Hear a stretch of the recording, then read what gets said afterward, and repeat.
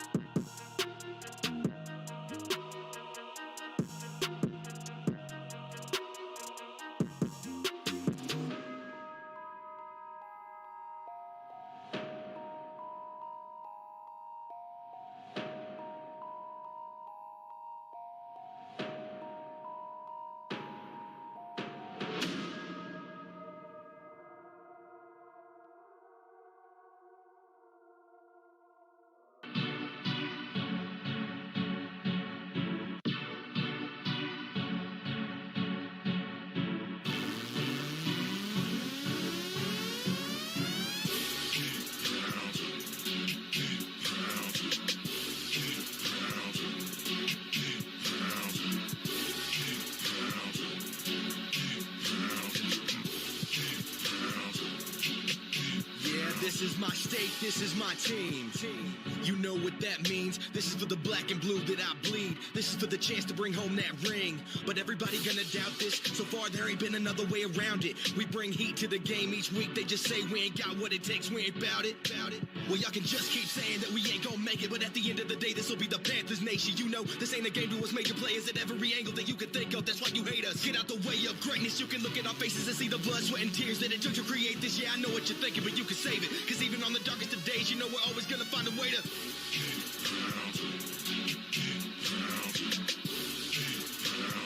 tell them what we gonna do, we gotta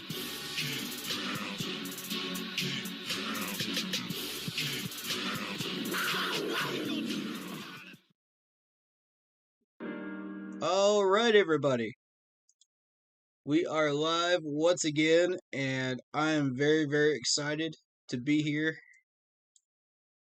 as usual on this fantastic Saturday evening with you folks. We're going to dive into the Saints versus the Panthers week 2.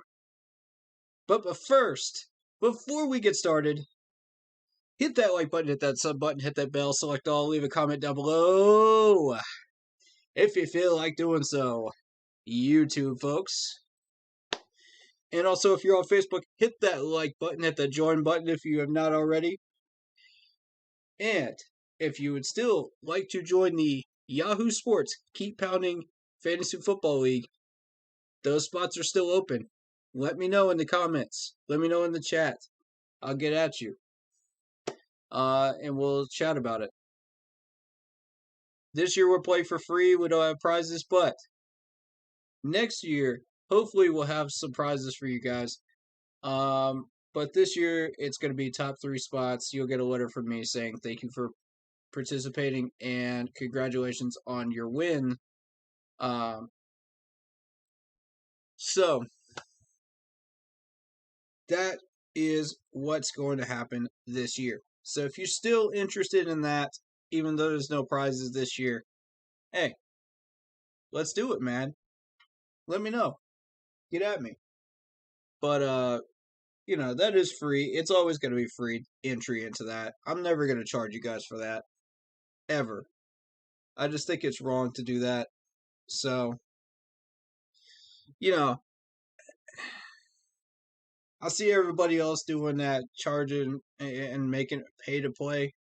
And I'm like, why? Why? Like, there's no reason to. Like, just have people donate and get the prizes and then give them to the winners. That's how I feel about it. Anyway, so we are going to start with I'm going to wait till people get in here before I start on that whole aspect of us taking the keep pounding out of week 1 game. Like, before I give my thoughts on that, I want everybody up in here, man. Because y'all need to hear this, man. Y'all need to hear about what I'm about to say for that. So, before we get there, let's focus on, first of all, the injury list. Okay. Y'all ready for this? We're going to get into this. Alright, so Daquan Jones is listed with a groin injury. Justin Burris with a neck. Shi Smith with a shoulder. Still not back yet. Sean Chandler with a hamstring. John Miller with illness is what they're listing him as. I don't even know what that means. But you fill in the blank. You can guess.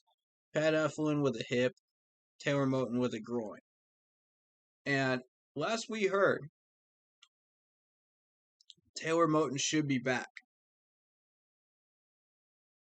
Shi Smith is still on the mend. It shouldn't take him that much longer. Now, the rest of these guys is kind of news to me because I didn't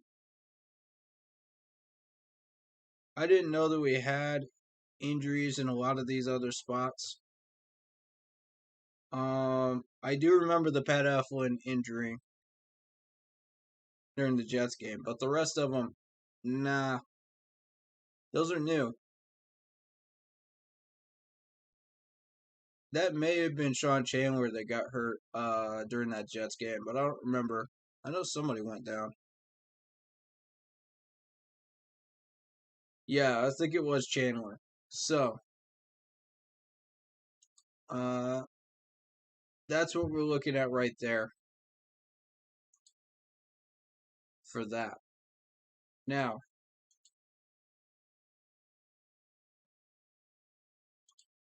let's get into this. Saints could be without 4 defensive starters versus the Panthers. And I heard that there are some offensive coaches that caught COVID as well. Ooh-wee!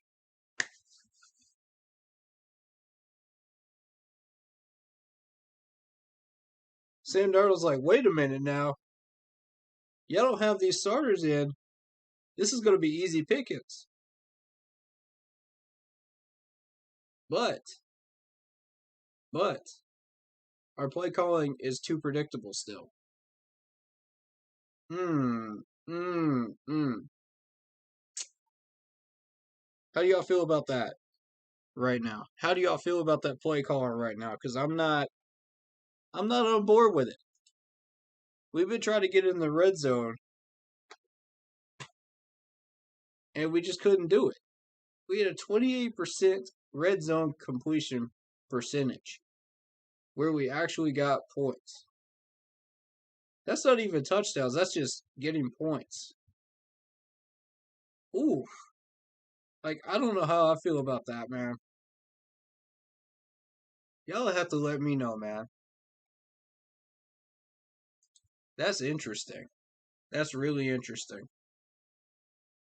Alright, so let's take a look at what players are not going to be in. These ads out of here, man. Alright, so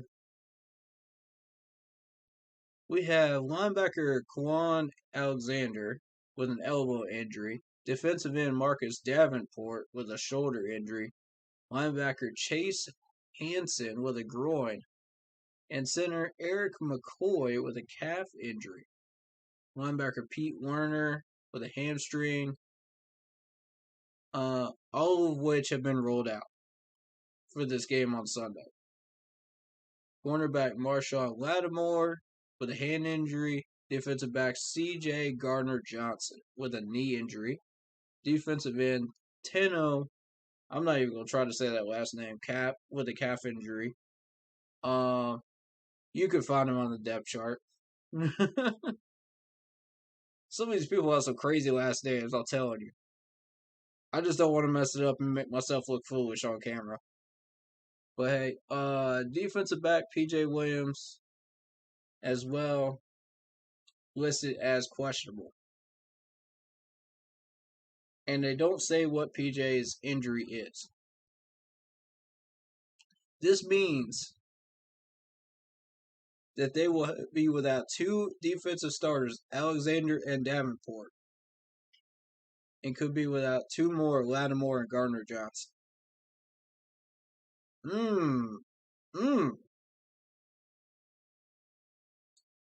Now we're going to take a look at that Saints depth chart, and we're going to see how much of an impact they've really been making, and how much of a change that's going to be for the game, and can we attack those weaknesses and get something out of it.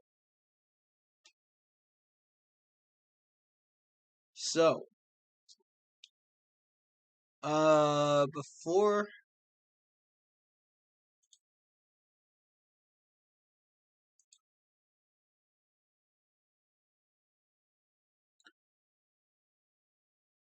I think let's listen to Matt Rule for a second. Let's see what he says about these injuries that we have before we get into this.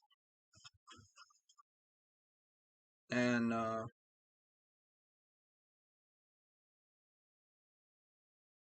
think this is going to be a very, very interesting game.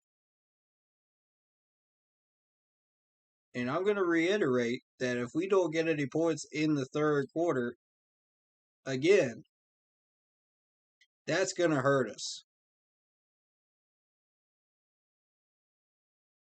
I'm going to reiterate again that we went 4 whole drives and got goose egg.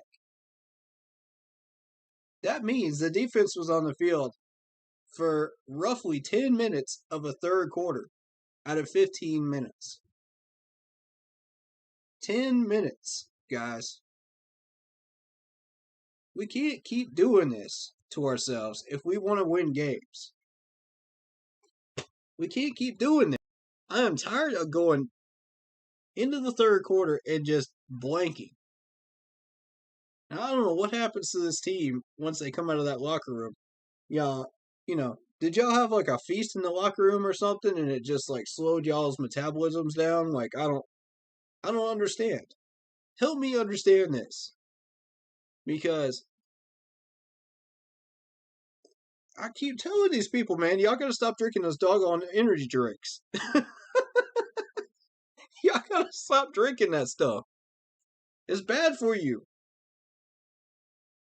It's bad for you, dog. But hey, I don't know what's slowing them down. I'm gonna be real. That defense didn't slow down, though. I'll say that for them. They played 10 whole minutes and played well. Again, it is against the Jets, but still. That's 10 whole minutes that they played well in a quarter. Now, if you put that together, 4 whole quarters worth of defense, like we did against the Jets, chop those numbers in half because it is the Jets.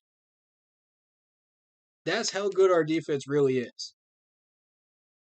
And that's why I'm saying top 15. People can keep sleeping on this defense, but I'm telling you, we're going to surprise some people. There were some Jets fans and Saints fans that didn't even know who Brian Burns was.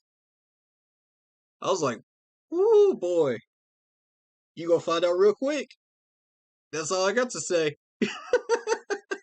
You going to find out real quick on Sunday.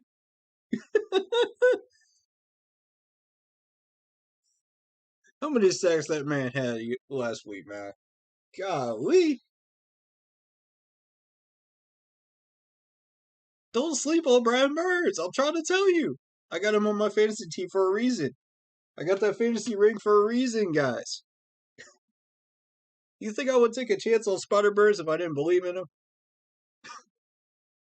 And y'all gonna act like you don't know who he is. Man, please. These Saints fans over here complaining that talking all their trash like, oh, all y'all got a CMC.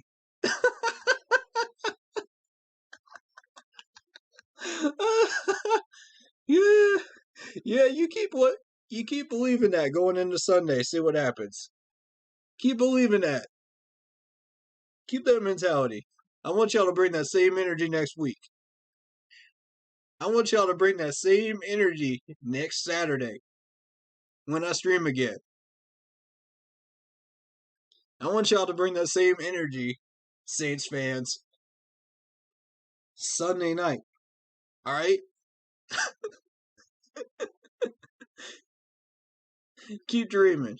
CMC ain't all we got. Come on, man. Y'all didn't pay attention to the draft at all, did you? Y'all didn't pay attention to Jeremy Chin. You gonna completely ignore Shaq Thompson, who's been lighting it up. And we're gonna ignore the best wide receiver duo in the NFL right now. I'd say top 5 wide receiver duo in the NFL. DJ Moore. Robbie Anderson. My man Rocket Robbie. Y'all gonna ignore that?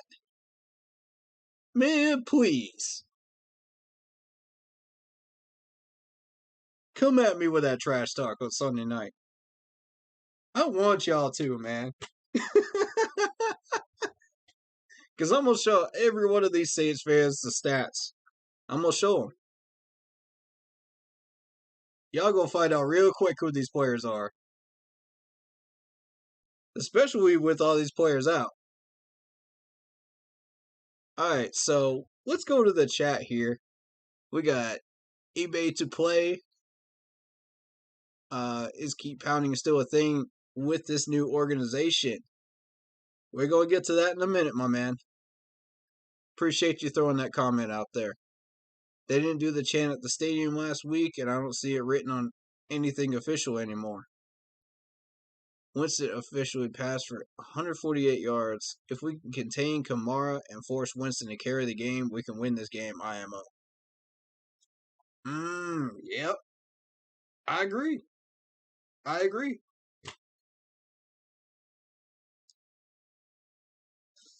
Hey, Facebook crew. My Facebook is screwing up on my phone right now, so I am going to restart that stream in just a second.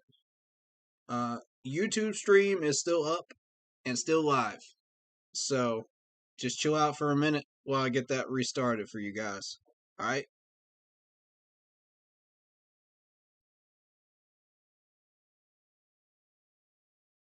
I don't know what's going on with my phone today. It's acting a fool. But hey,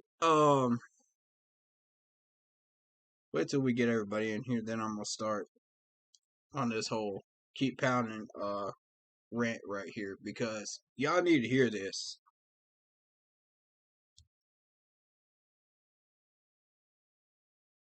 Mm-mm.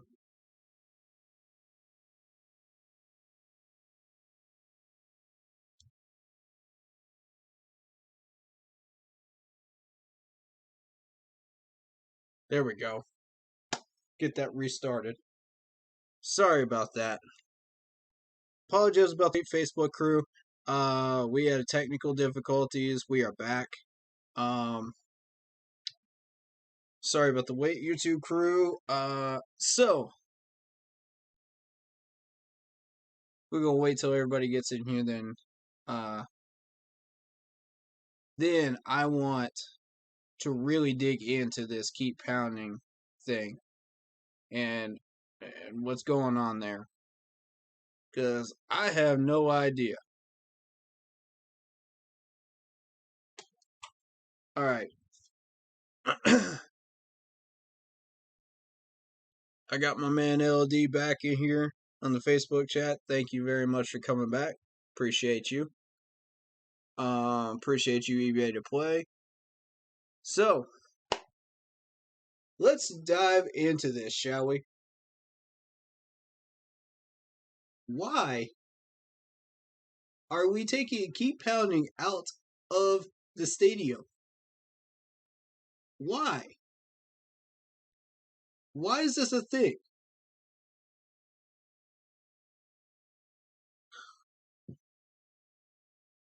Let me be real with y'all, man. I don't understand this. They say they're experimenting with the fan experience. Experimenting, quote unquote, experimenting with the fan experience. Now, what in the world does that mean?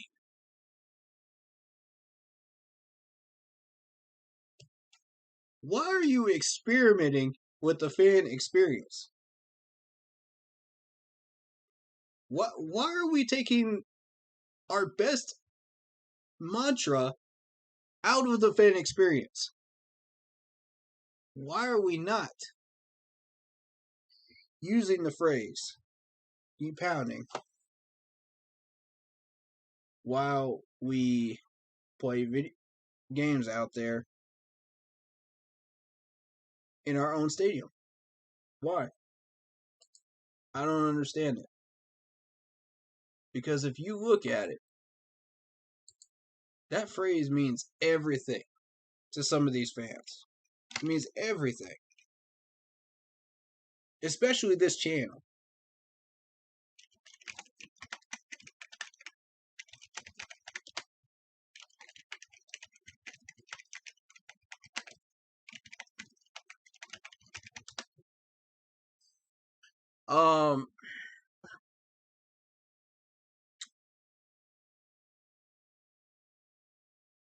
This is not right, and we all know it.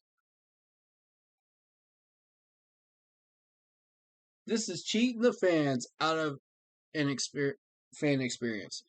This isn't experimenting with it. This is screwing it up. Okay?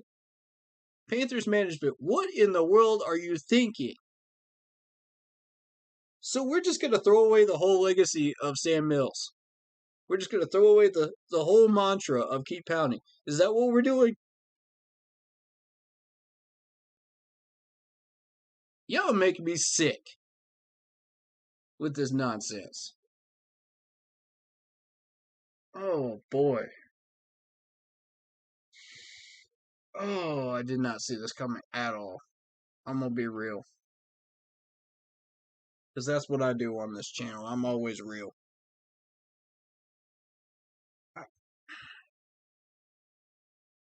So you're telling me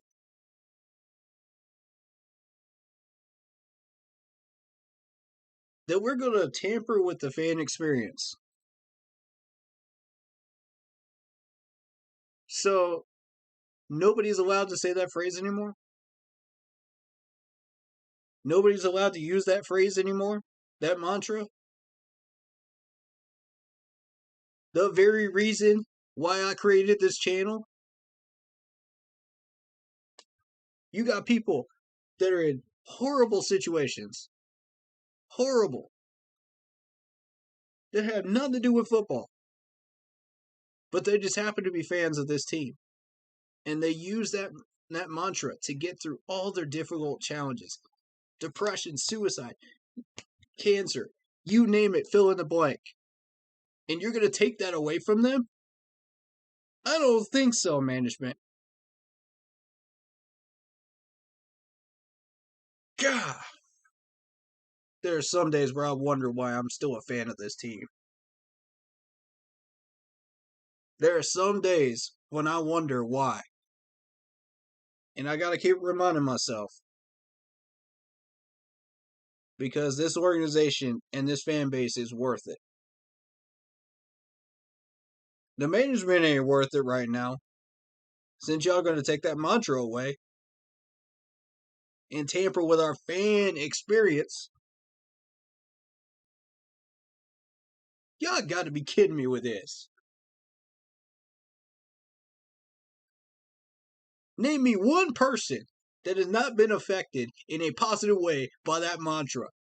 Name me one person. Name me one person that did not enjoy watching them beat on that drum on Sundays. Name me one. You can't do it. Because the said person does not exist.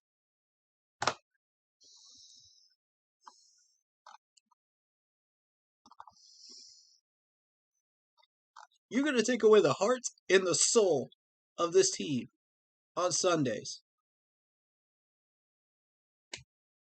with that phrase.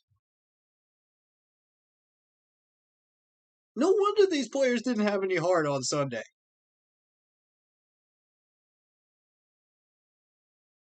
No wonder half the crowd was dead.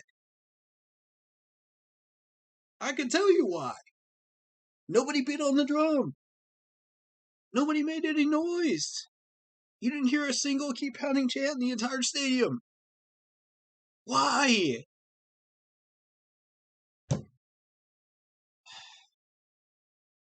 Tampering with the fan experience. What a load of nonsense.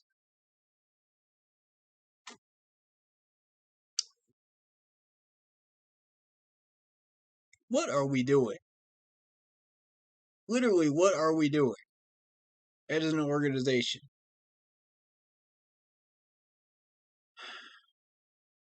You need direction. You need a mantra. You need something to stand behind. You need something to motivate you. Keep pounding is exactly that. Tell me one time that hasn't motivated you. Outside of football and inside of football. Tell me one time. You can't do it. So when I watch this management take away our livelihood as fans, it breaks my heart. It makes me question why I'm a fan of this team. It makes me question it. And I should never, ever have to question that. I've been a fan since 2004. technically 0-3. And when I have to question why I'm a fan of this team, you're doing something wrong, management. You have screwed up royally.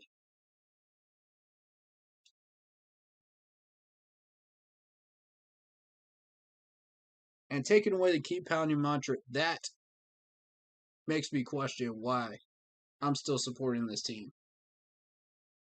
But you know what? I remind myself every day. It's you guys. It's this fan base. It's this entire team. Players, staff, crew, everybody that pitches in. And we all are a family. We're all a family, folks. Management, don't do this. Don't do this to us. Don't tamper with the fan experience. The fan experience is fine. Tamper with the team. We're not winning games because you're not tampering with the team.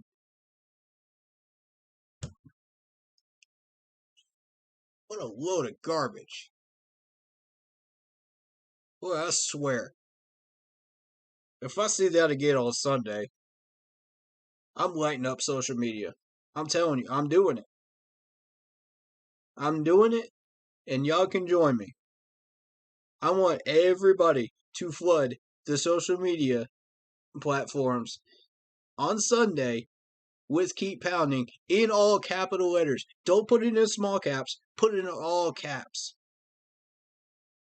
Like the name of this channel. Like the name of this page. Because we ain't just we're not just chanting it anymore. We're shouting it. We want our voices heard. We want this chant to stay. And if it does not stay, then we light up social media. Period. Point blank, period. I'm tired of this foolishness. I don't know about y'all, but I'm tired of it. Quit tampering with us, man. We're paying y'all salaries. We are literally paying y'all salaries by going to these games, by buying the merchandise, by buying your food, by buying your drinks. Don't tamper with us. What are you going to gain by tampering with us other than lost ticket sales, lost food sales, you losing money every time you tamper with the fan experience. Every time. Tell me I'm wrong, folks. I have an associate's degree in business. I know about these things. This is business suicide, is what this is.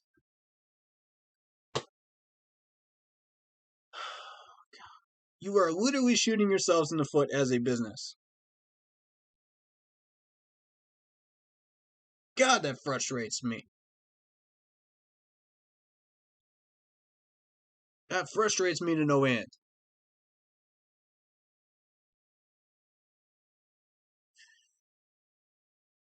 You know, if it's a business I don't care about, I'm like, okay, shoot yourself in the foot. Do what you want. It's your business. You know what I'm saying?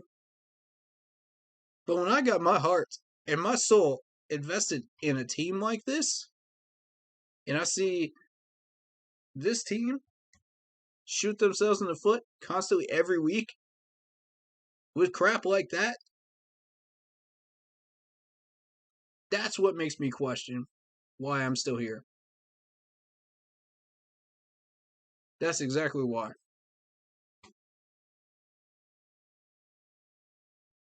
Management, I want y'all to think about that, man. I want y'all to think about all the people in a positive way.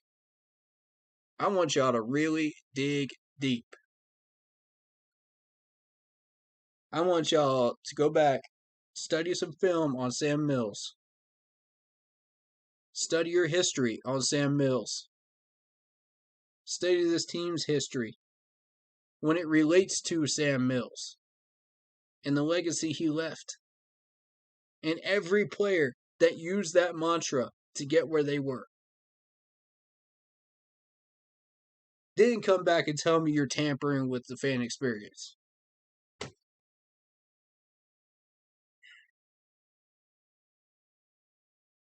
Folks, you don't have to do that. It's not necessary. Management, come on, man.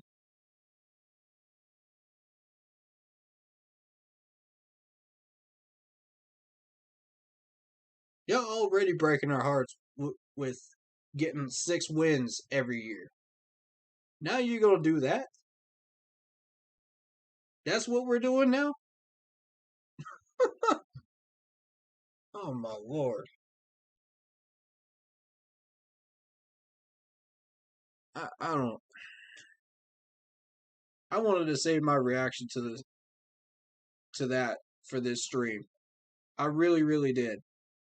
Because I wanted to be able to put my heart into it. And a post does not do the trick. A post on our Facebook page does not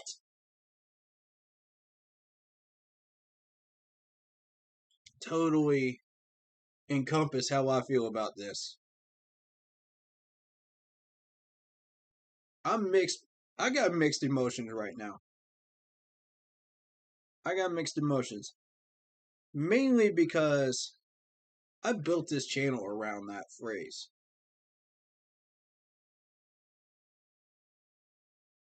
Secondly, I built my fandom around that phrase. Thirdly, I use that phrase every day to do what I do. So, I don't care what this team says. I'm going to keep using that phrase. I'm going to keep using that mantra. Y'all can keep doing what you're doing, but I'm going to keep using that phrase. I'm going to keep posting it on social media. I do not care. Y'all can ban me, you can block me, you can do whatever you want on social media if you're an official Panthers page. But I'm still doing it. Because of what that phrase means to me. And to everybody here on this channel and on this page.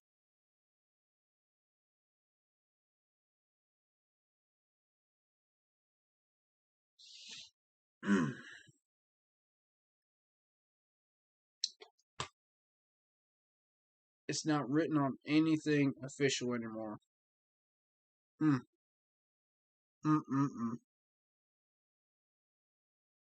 Y'all killing me. Y'all killing me, management. You know that? Y'all killing me. You're killing my livelihood right here.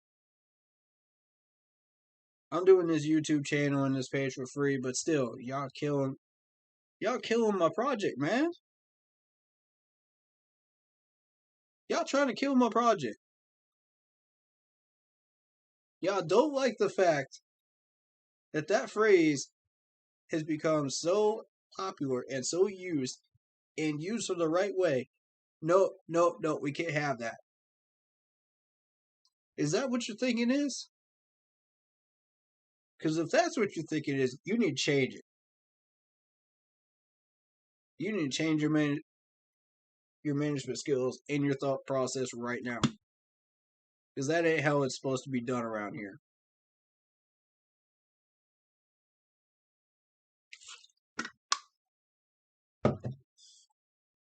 And that also pisses me off.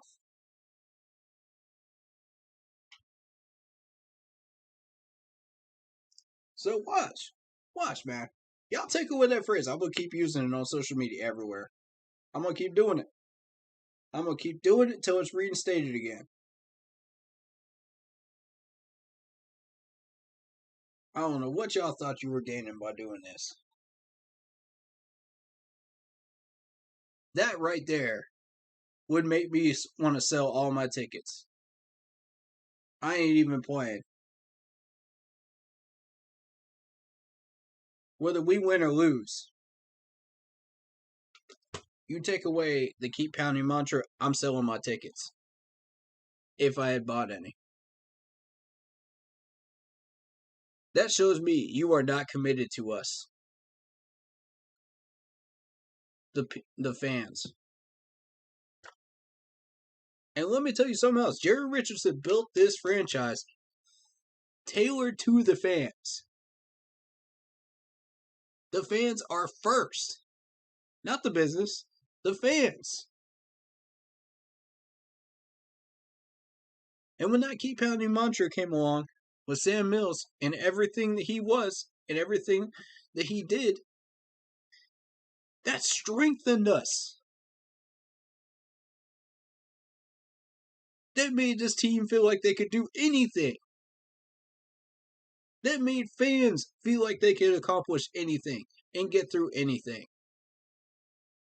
And to take that away is to take away the heart of this fan base. I'm sorry, but it has to be said. Somebody's got to say it. If nobody else has a spine to say it, I will.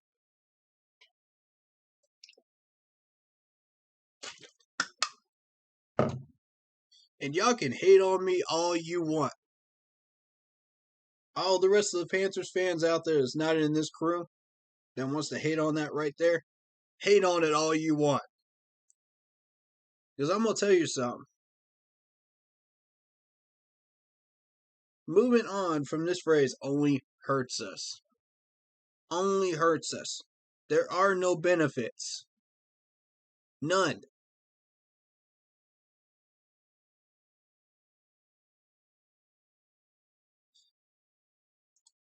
There are none. So when I watch this team go out there and they're unmotivated and that phrase is gone, who do you think I'm looking at? I ain't looking at the fan base because we didn't get rid of it. I ain't looking at the team players. They didn't get rid of it. Management, y'all got rid of it. Y'all are the problem. Fix it.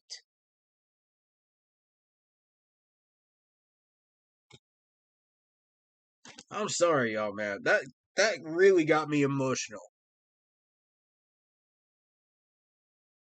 Because y'all remember last week I was talking about the homeless situation? I was talking about the depression situation. I was talking about using my platform to help others that need it.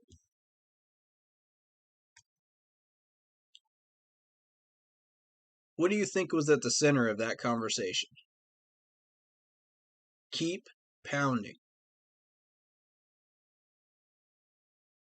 I'm not just saying it, folks, for no reason.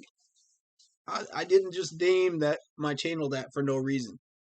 Big Cat did not name his channel for that for no reason. There's a reason why it exists. Keep pounding.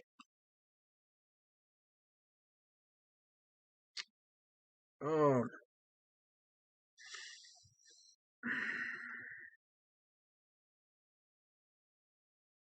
So we're going to go into the Saints game and not have that as our main thing. Yo, man. Facebook crew, I'm having some technical difficulties again, so sit tight. I'm going to restart my stream and my phone, and hopefully that will fix the problem. I don't know. We'll see. I'll be back in a minute.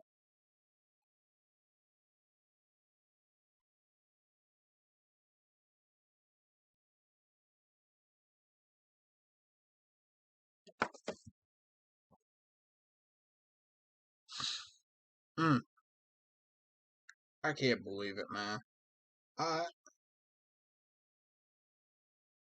I'm in disbelief. I'm in shock that they would treat that mantra like that. That's like saying we're going to toss away all the disabled people. We're going to toss away all the depressed people. We're going to toss away all the suicidal people. All the homeless people don't matter. Nah. Any of them that are fans of this organization in those categories, nah. Apparently they don't matter because we're tossing away the keep pounding mantra. That's not acceptable to me. Is it acceptable to you?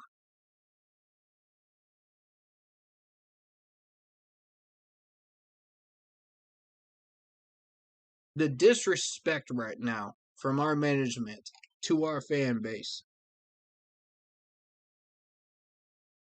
is massive.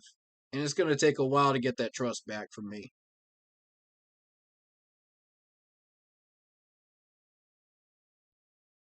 It really, really is. The only thing that could get that respect back is reinstating that mantra for me. Even then, I still don't trust them.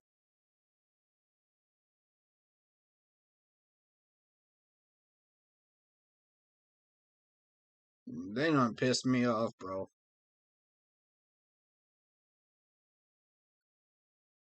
They done stabbed us all in the back.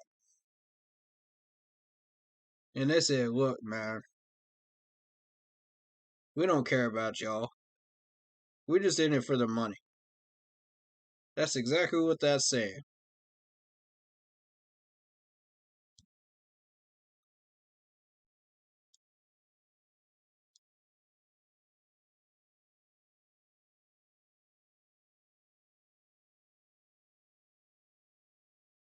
Let's get this Facebook crew back in here.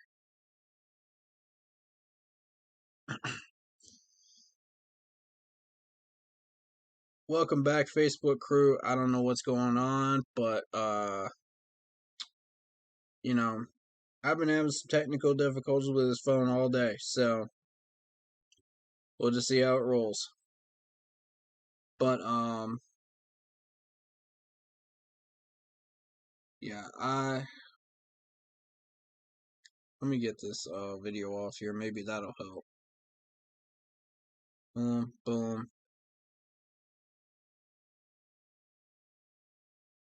I don't even know if that one went up. Did that video go up? I think so. Alright, well, at least that got me some room on here, man.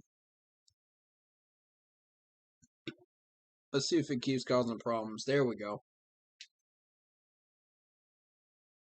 I think that might have solved the problem on Facebook, guys. I'm sorry about that. But, let me be perfectly clear about this, man. When you take away the keep pounding mantra, that's like saying, we don't care about the fans anymore. All we care about is your money.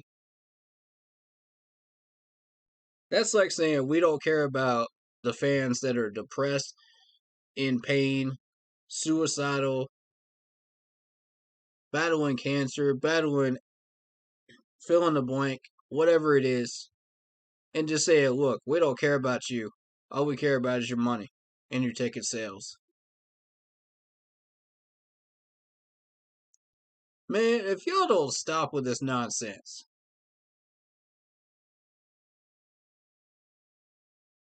That is what they call business suicide. That's exactly what they call this.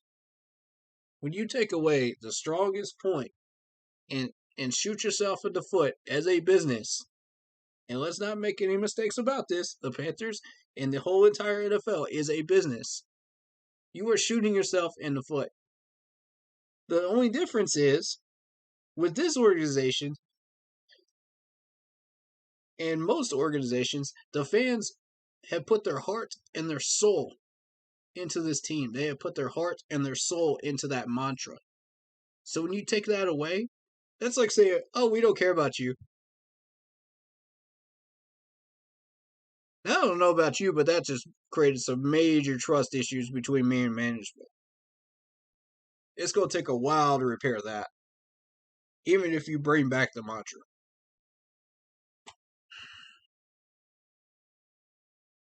That just stabbed us all in the back. That just stabbed us all in the back. Hardcore.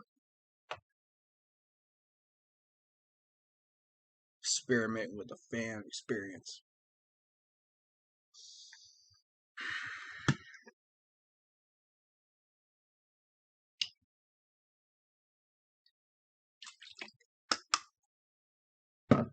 One day, I'm telling you, that is going to bite them.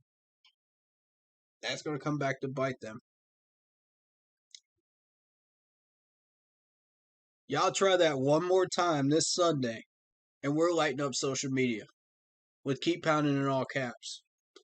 Every single one of us. Every one of us. I don't want to see a single slacker in this crew. Y'all want this slogan back? We got to take it back.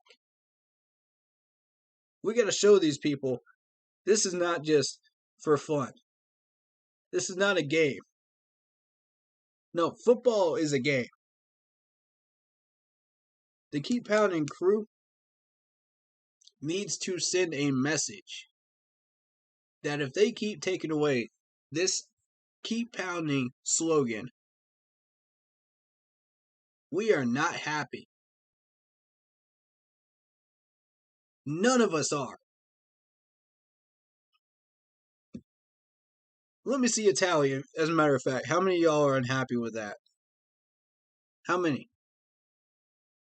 I want to see how many people are unhappy with that. Because I know I am.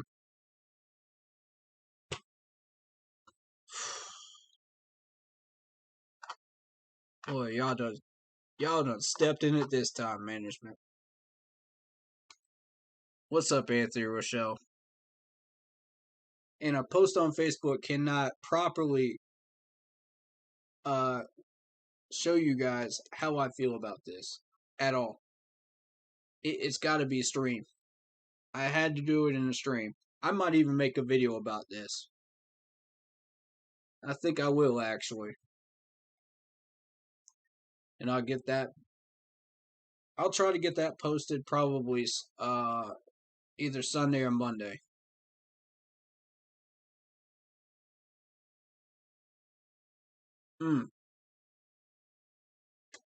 Can't believe they treated us like that. And I'm talking about loyal Panthers fans that have been around since the inception. Y'all gonna treat us like this?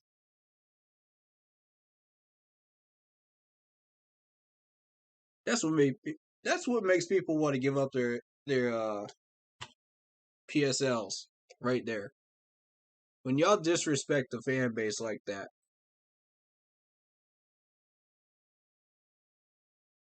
These people are gonna say, hold up, y'all don't believe in us? Why should we give you any of our money? Why should we go to your games?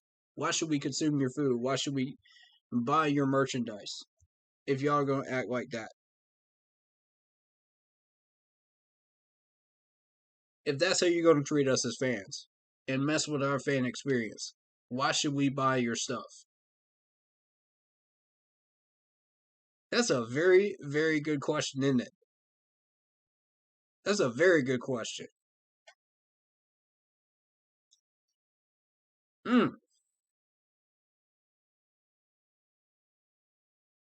Fan experience. Sheesh. Alright, let's get back to the topic of football, man. Because I know y'all. I could go on this rant for another 30 minutes if y'all wanted me to, but I don't want to spend the stream time on that. We got work to do with this team. Alright, so with our injuries right now, we're looking at John Miller with an illness that wasn't specified. Pat Eflin with the hip injury during the Jets game. And the Daquan Jones groin injury is kind of new. I didn't know about that one. Justin Burris with the neck injury. That's new as well. That was reported earlier this week. That would explain a lot. Okay. Game status not listed. Now, what does that mean? Let's find out from Matt Rule. Let's kind of watch this video here.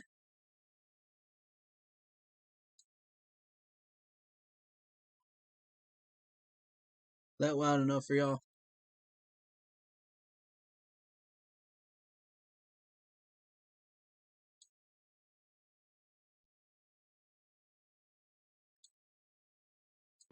But the Saints have really become the standard bearer in the NFC South over the past 4 years.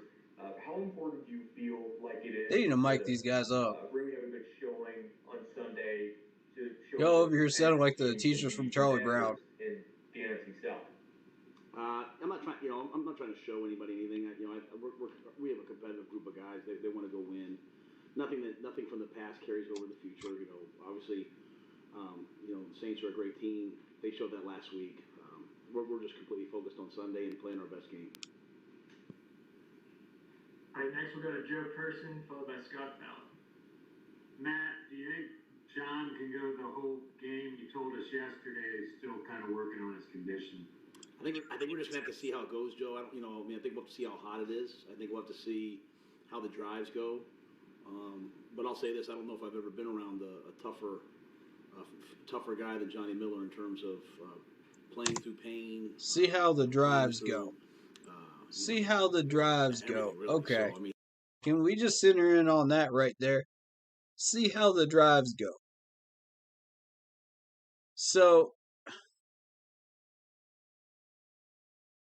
we're going to look back at those stats for just a second. And how many of those drives in the third quarter did we get points out of? Remind me again.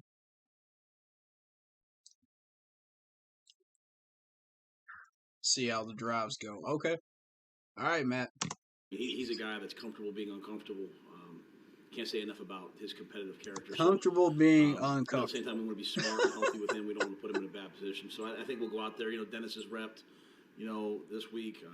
Pat's, has been a little bit limited in practice, one of the days. So we'll have all those guys ready and up.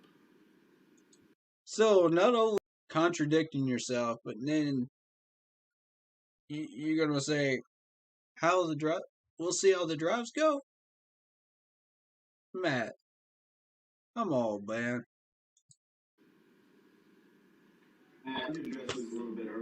This is not one of his better interviews. Again, to talk a little bit more about Chuba Hubbard, sort of what you need from him, what you expect from him going in this weekend, and just really over the next few How the weeks. drives go. Yeah, number one, I'll say the positive so far. Chuba's done a great job on special teams. He drove the guy back into the punter last week. So he's done a really nice job for us on teams.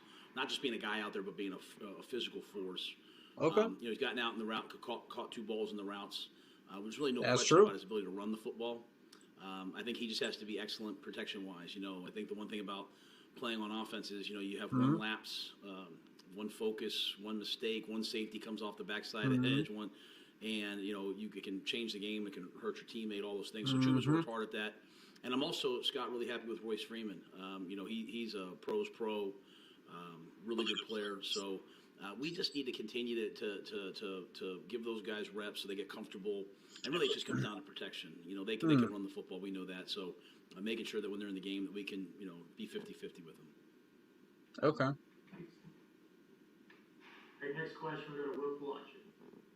Man, I got two. We'll go one. Notice that nobody mentioned the fumbling. Plan for Nickel this week without Hartsfield. No one mentioned Chuba's fumbling. I'll be honest with you guys. I'm not going to probably say too much. Obviously, I don't want to divulge to them, what we're doing, but we have some guys available to us, and some guys are just going to have to step up.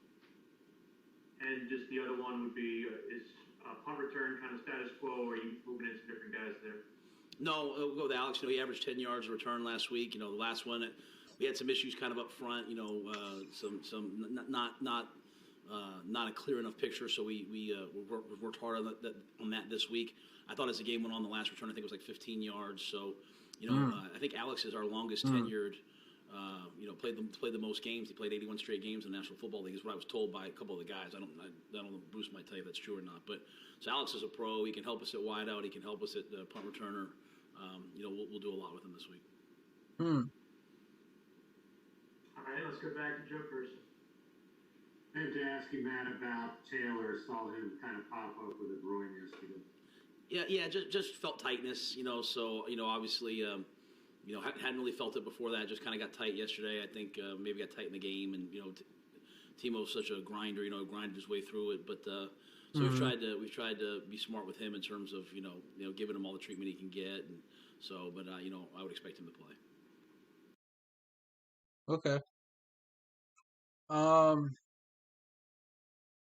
Yeah, the biggest thing I noticed was he did not mention Chuba Hubbard's fumbling issues.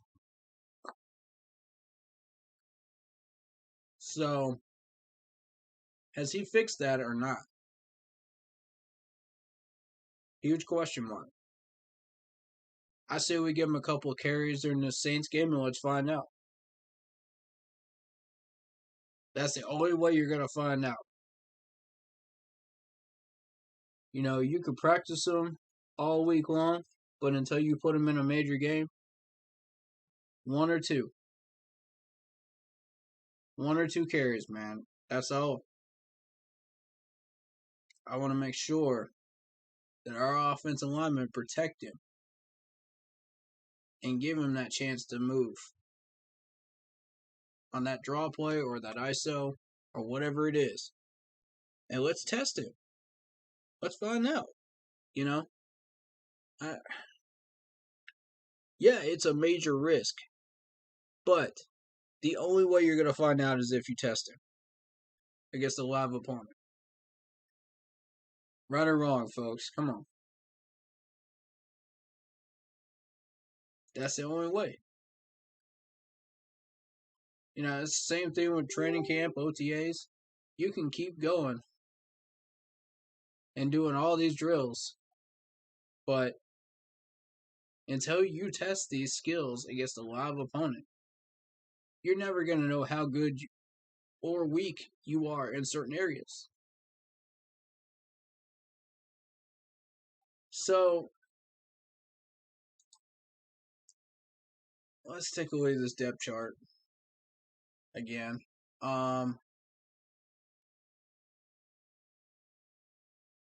Honestly, I'm pretty satisfied with what we're doing right now. Would I have Dennis Daly ahead of Deontay Brown? Maybe.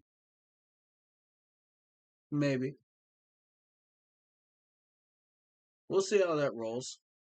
But I like our wide receiver core right now.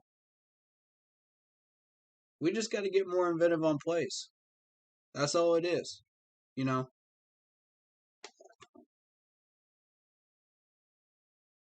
I wasn't frustrated about the fact that they were catching passes. Or a couple of drops. Now, a couple of drops, that was good coverage in most of those situations. But, what we need is more creative plays that are not predictable. And if you keep running plays that are predictable, the Saints are going to figure this out, especially the vets. And that's going to hurt us down the line. And we're just talking about offense here. That's all we're talking about.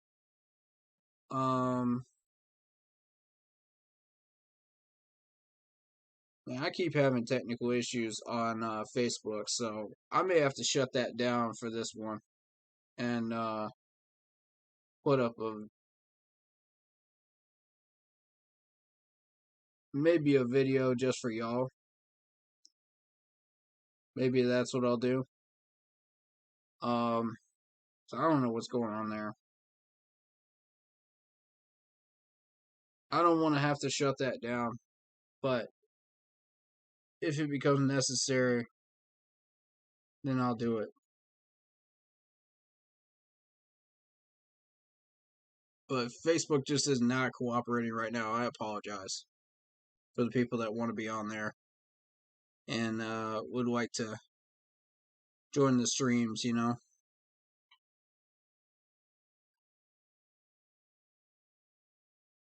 Normally I'm pretty on par with this stuff, so apparently we had 7 comments and I didn't even see them.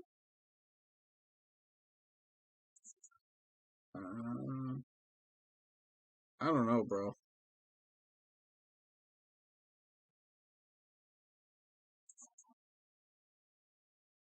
Waiting for live video signal. What in the world? I don't know. I don't know what's going on with Facebook, man. What I'll do is I'll just share this live stream with the people on Facebook for the YouTube channel. And that should work. Let me see if I could do that. If I could do that, then you guys are set. Yeah, let me do that real quick.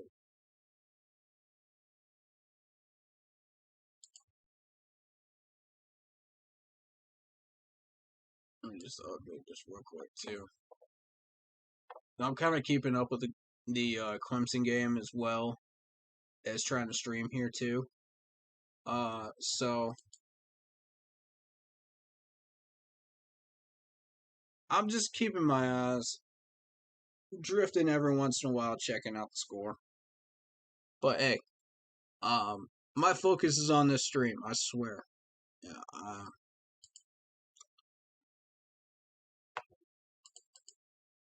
Let's see why it reverted back to that.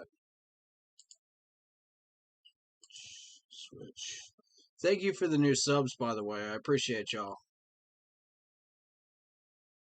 Man, that's what's up.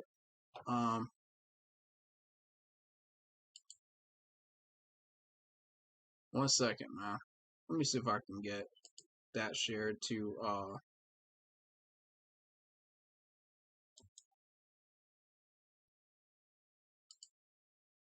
I guess I gotta turn on the stream first. Hold up.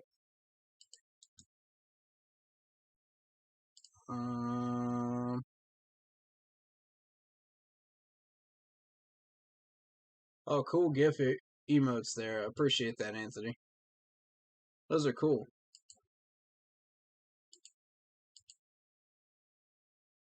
Facebook. Yeah, I could do it. I could do it. Okay.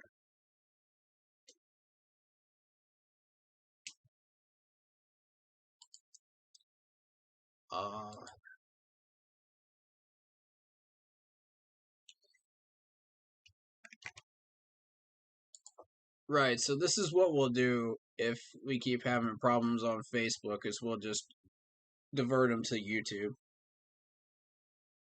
That works.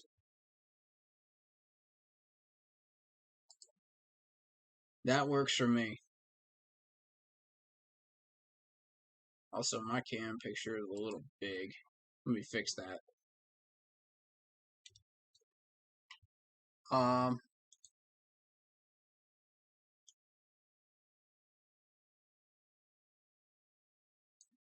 I do want you guys to be able to see your comments.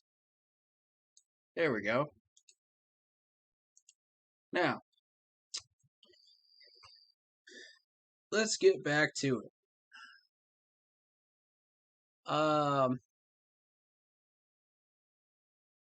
We're only talking about the offense now. The offense looked okay, you know. Offensive line wise. Offensive line looked good. Now, I don't know how that's going to translate into the Saints game. We're going to find out tomorrow how that will translate. We'll find out where our weaknesses are. And who's not going to really stretch us out this year, you know, an offensive line.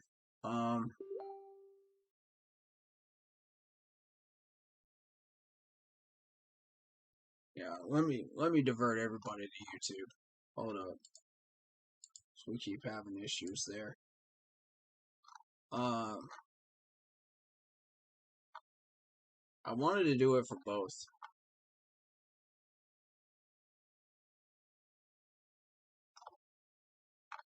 Okay. I'm just now seeing some of the comments. Here we go.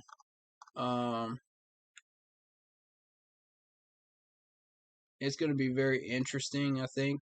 Yeah, I really do think this game is going to be a crazy one for us. And I think with all the injuries going on and the offensive staff being out with COVID, I think we got a chance to take advantage of it. So, air it out. Lol. LD says, that's right, keep pounding. That's right, man. Keep pounding. Keep pounding.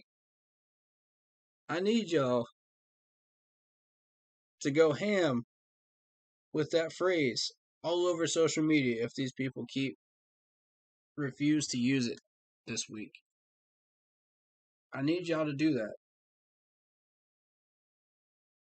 Don't put it in lower caps. Put it in all caps. It's how we roll. Alright. So, offensively, like I said, just kind of recapping what I said last week, is I think, the O-line, we'll find out who they are this week. Injuries are going to start happening this week. So guard against that. Heavily.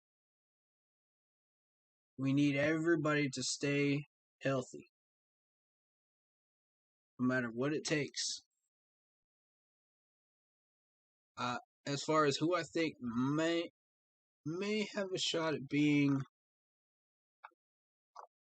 an impact player is obvious ones. In offense, you got DJ Moore, you got Christian McCaffrey, you got Robbie. We may see some tight end throws. It all depends on the Saints' blitzes and their blitz packages. But I think Sam will be okay. I think he'll handle okay.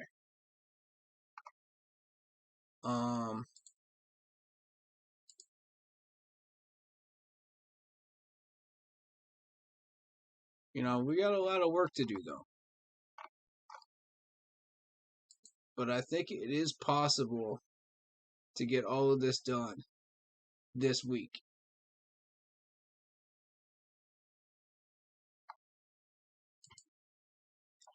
I think it is possible to be successful in this game. But we got to take advantage of some of these weaknesses, man. We got to do it.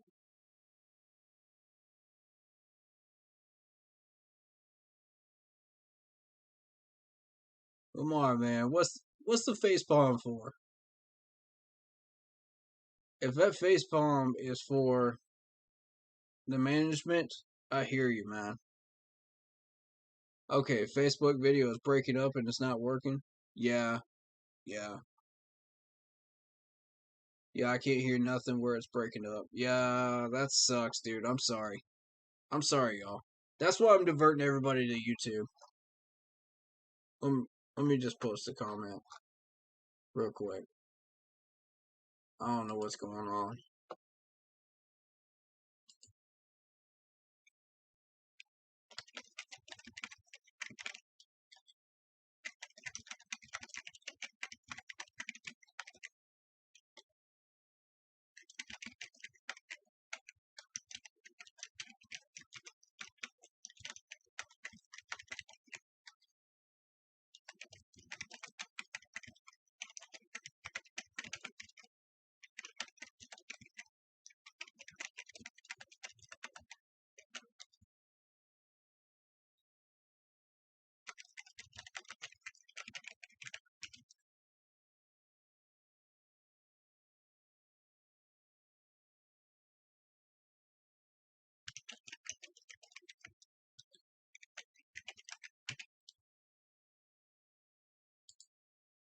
All right.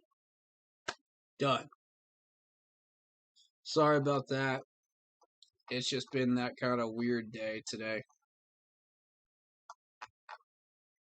Did it share? Did it share to the page? It did not. I don't know what's going on with technology today, man. Ugh. Some days are like that. Okay, there it is. There it is. There it is. There it is. Alright, seen by 4. Cool, cool, cool. Alright. Since we're only doing YouTube today, since Facebook has decided it does not want to work, let's do this.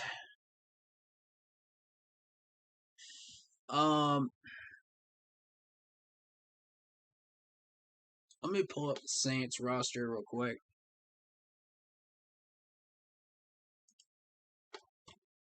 We'll see where these guys are.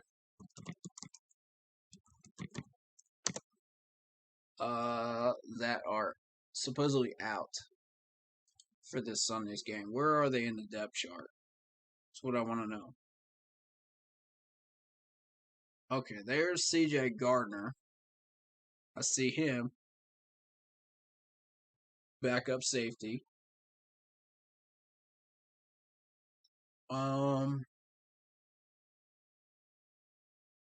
That's a Marshawn Lattimore. So we're going to see Desmond Trufant. Now, if you guys are familiar with Desmond Trufant, he's 6'0", 190, 9 years in the league, 31 years old. So this dude's been around for a while. He was with the Falcons for a good number of years. The Lions picked him up. He got about 20 total tackles in 6 games with him.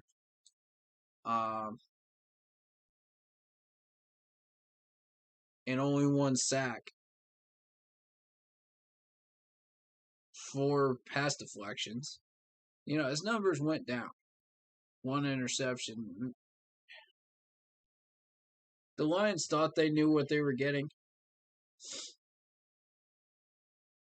Everybody that gets him still knows that they're getting a solid tackle. That's the thing. Like, he's not going to give up yards after the catch. That's the thing to guard against. Now, how is his coverage? That's where he's weak in. As of the past 2 to 3 years. And that's why he's been second string. For the Saints here. In 2021. Now, as you can see, he had a promising start to his career. 70 total tackles, 60 total tackles. You know, notice how many solo tackles he got. That's a big difference compared to most of these safeties in the league. He's one of those guys that you can depend on to not let to give up touchdowns, you know, off of yards after the catch. The problem is he allows those catches, and that's where his weakness is.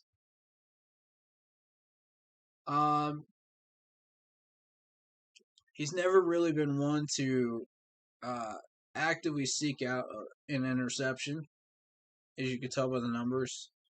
He gets about 1 or 2 per year. If you're really lucky, you get 4 out of it. But that was during 2019. He popped off that year. And honestly, I think the Falcons got rid of him either for money or I don't know that he was ever injured, really. That's my thing. I don't remember him ever being so injured that a team would not want to keep him on the roster. It's just that drop-off of abilities, maybe. But that is Desmond Trufant. I keep an eye on him a lot. I got great respect for what he's done so far in his career. He's a great guy. Above all else. Malcolm Jenkins, I'm familiar with him. Let's look at him real quick. 6 foot even, 204. From Ohio State, 13 years in the league.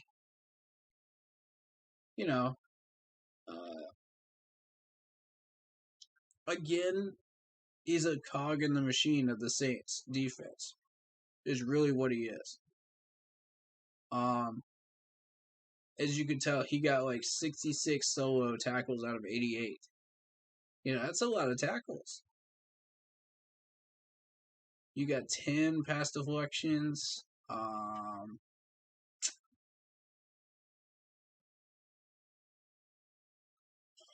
Apologies. Just tired today. 3 interceptions. Forced fumble that year. Last year. It's interesting in 16 games. So I think if he stays healthy and he stays in, that could be an interesting player to keep an eye on during this game. Again, which players were injured? Let me see. Let me see this list again. We got Kimon Alexander.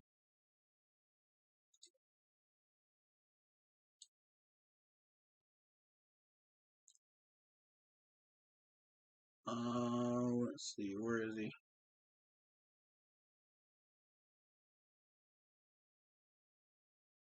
That's weird. He's not even on the list.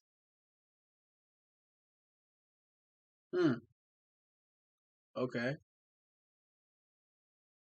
Y'all don't have a first team right defensive end? What in the world? What are we even looking at right now? This is weird.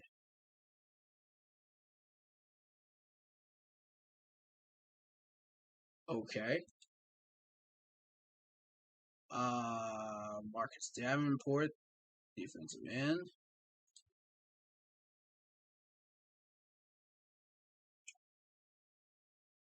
Wow. Okay. I'm guessing they were just in the process of like revamping this depth chart.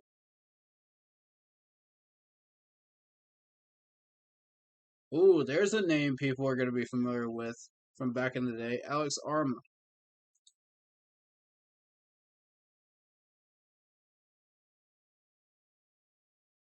And Chris Hogan. Chris Hogan's been floating around for a while too. Alex Arma's 6'2", 255.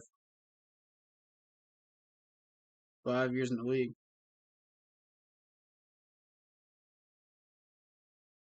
But a lot of people are going to be familiar with him.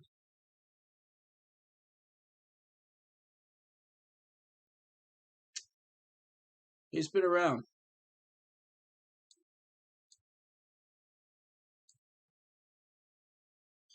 So this, Callaway doesn't impress me.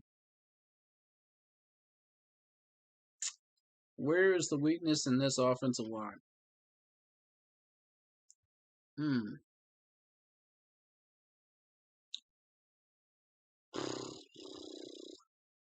I would say guard and center position. Because you've only got Calvin back here.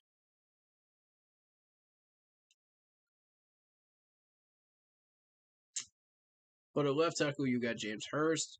At right tackle, you got Landon Young.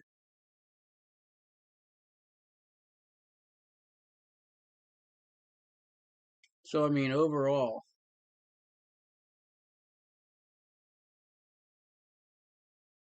if I had to pick a weak spot,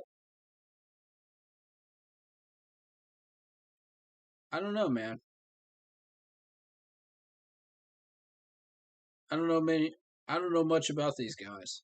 To be honest, this offensive line.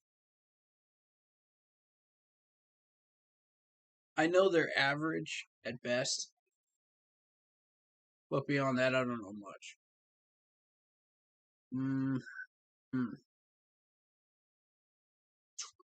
So,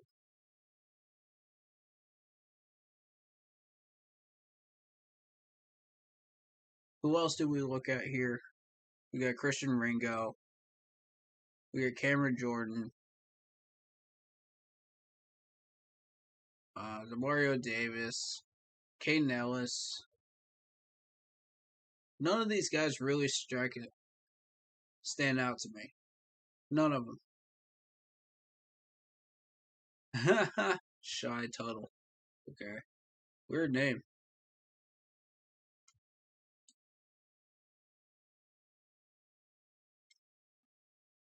Then we go over and look at the Saints injury report. Look at this. None of these guys have actually been listed for game status yet. Notice that. So we got limited practice, full practice. I'm fully expecting Burst to be back. Shy Smith should be back this week. Sean Chandler should be alright. John Miller should be okay.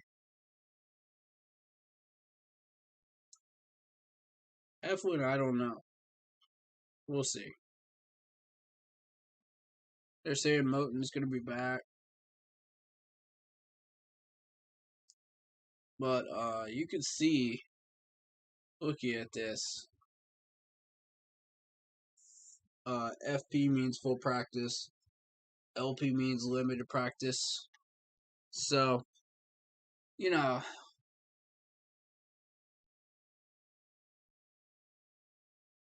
that's 2 defensive ends, 3 linebackers, a DB, 2 corners, and a center and a guard.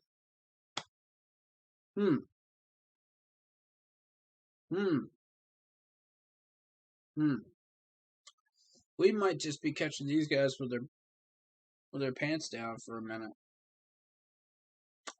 this week.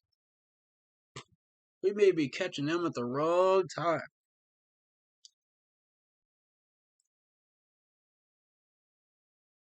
To where we can take full advantage and win this game. Isn't that interesting? I mean, you got a calf injury, you got 2 calf injuries, a hamstring, a back, a knee, a groin injury, and a shoulder injury. Ooh, and an elbow. Oof. Not fun.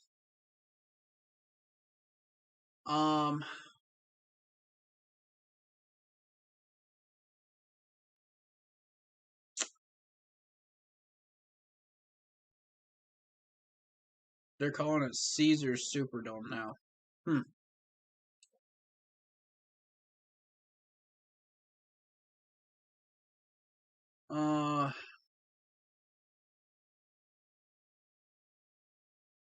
I had someone point out 2 offensive line players that they felt were not getting it done, and Eflin was one of them. Cameron Irving, I think, was the other one, if I remember right. You guys will have to remind me which 2 it was, but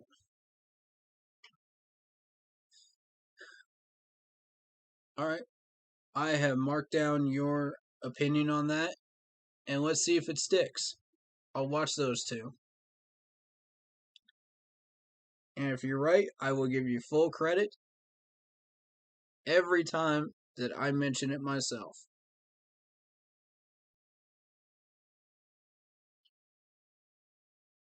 Let me be clear here, Matt, because when I say an offensive lineman is to blame, it usually lasts all year. So that's a lot of credit coming your way if you're right. That's a lot of credit.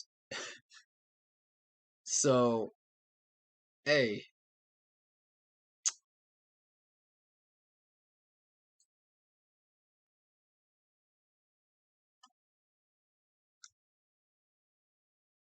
Mr. Joe Brady, I'm going to need you to come up with some more creative plays, buddy. This isn't college.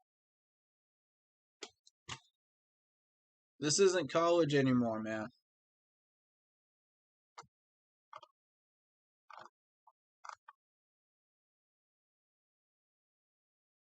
LD says, I'm very unhappy with the fact that they keep pounding out. I agree, man. Exactly right. Mm-hmm.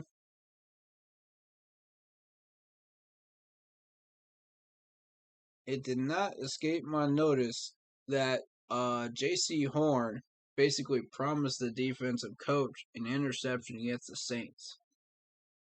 You know, I'm looking at that and I'm thinking,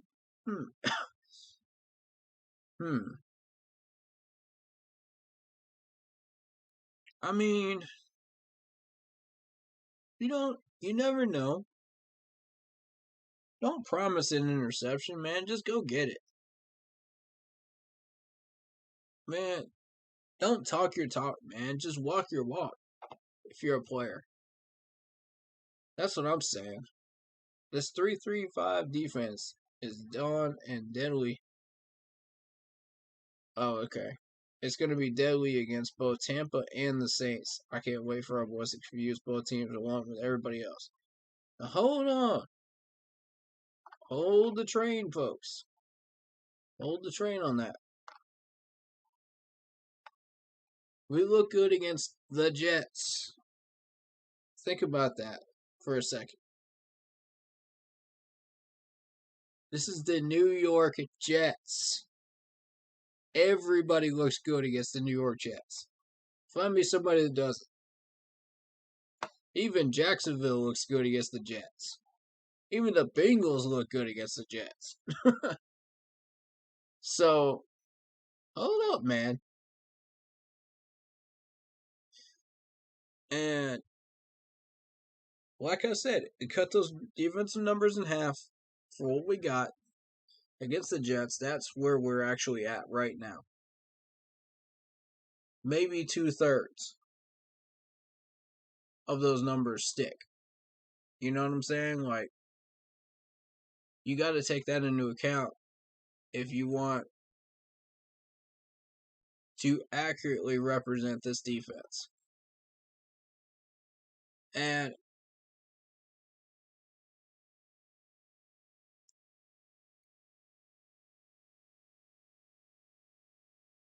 my thing is that, yes, Phil Snow is giving us the 3-3-5, but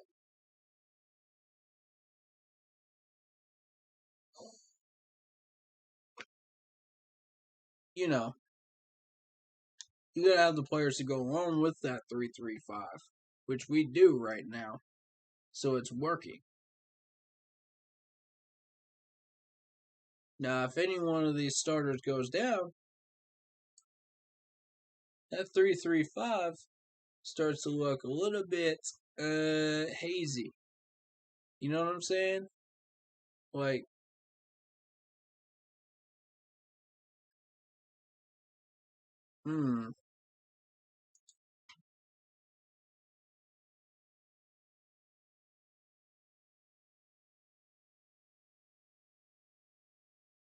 we did lead the league with about 3,498 total defensive snaps by rookies.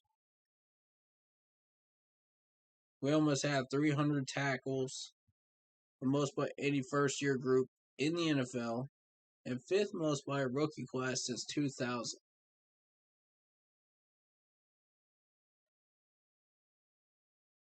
Carolina led with 15 fumble recoveries and tied for the league lead with 3 fumble recovery touchdowns. Oh, y'all missed that, didn't you? Y'all missed that, didn't you? That was just from last year.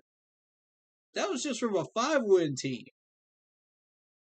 Imagine what we could do with a 10-win team. Shoot.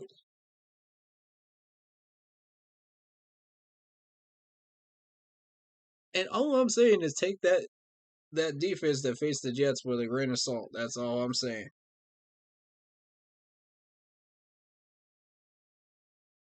That's all it is. Take 2/3 of those numbers against the Jets. That's it. That's what you're looking at for this year. I can guarantee you we're going to match that right there this year. Jeremy Chin got votes for NFL Rookie of the Year. I mean, Brian Burns led the Panthers with 9 sacks, ranking 5th. Hey, man.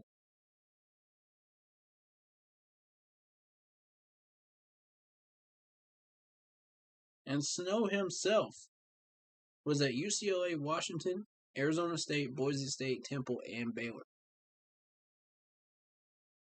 Those are major programs. And he even coached for 4 seasons with the Detroit Lions.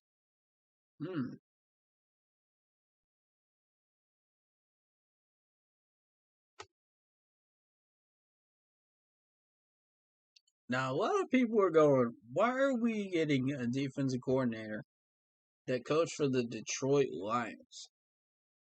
The Lions didn't do anything, during that time that he was defensive coordinator. I'll tell you why.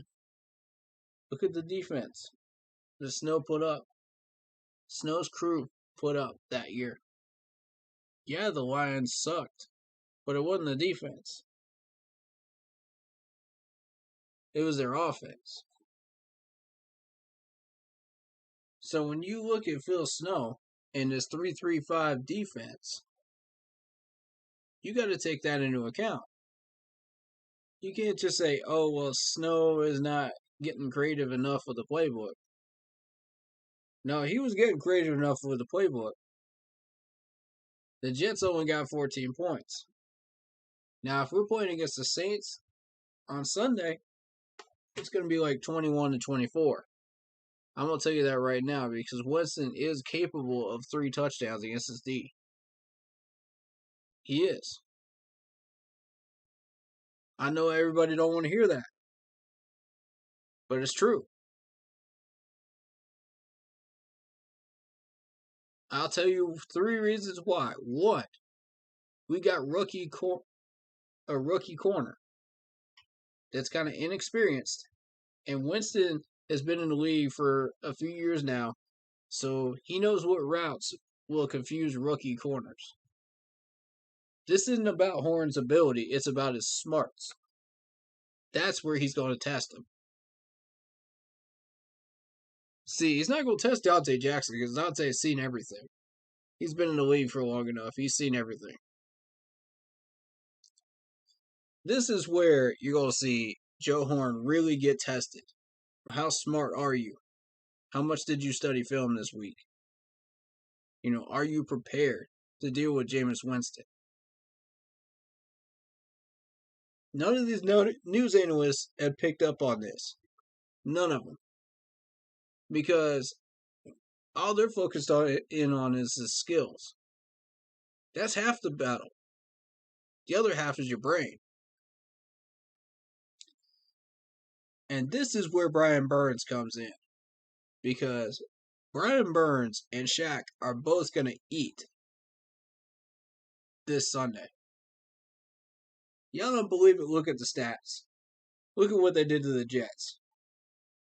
2/3 of those numbers are what is going to happen this Sunday with the 2 of them. That's some mighty good numbers coming from those 2 alone, right there. And then you added Jeremy Chins. Woo! Let's go. Let's go. I need to see some pass deflections today. This Sunday coming up, man. I need to see it. I need to see it. Yo, we gonna get like 3 or 4. I think we are. But hey,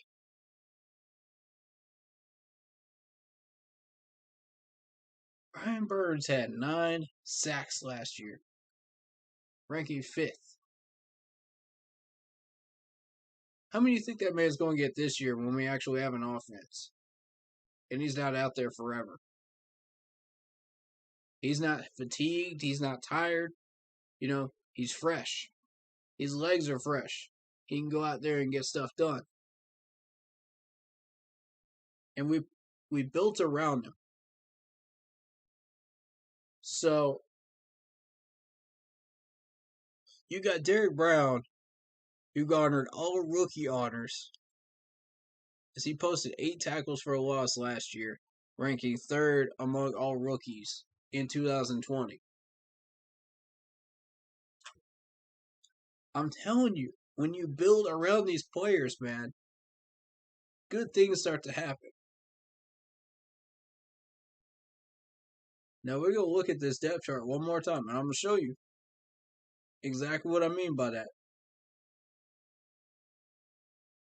When you build around people like Brian Burns, with Derek Brown, with people like Daquan Jones that stood out on Sunday, when you got Marquise Haynes in the depth chart there, you got Braven Roy, you got Nixon, you got Jermaine Carter over here, Riddick. I mean, Riddick didn't really do that much, but you got Luvu sitting behind him, who's going to contend for a spot eventually.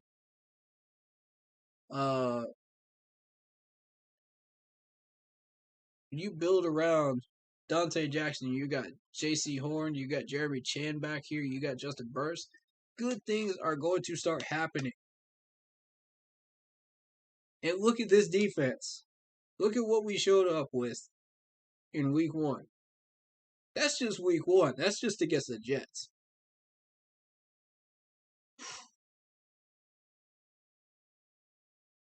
Two-thirds of those numbers is what we're capable of. That's a scary defense. Now, will that defense scare Tom Brady? Probably not. But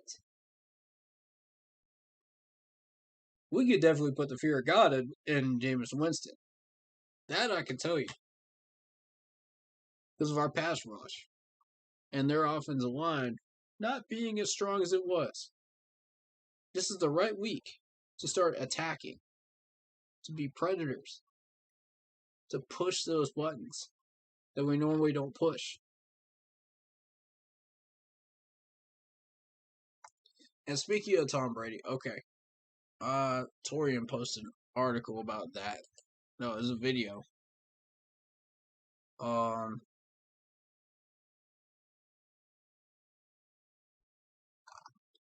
Would y'all be interested in seeing that or no?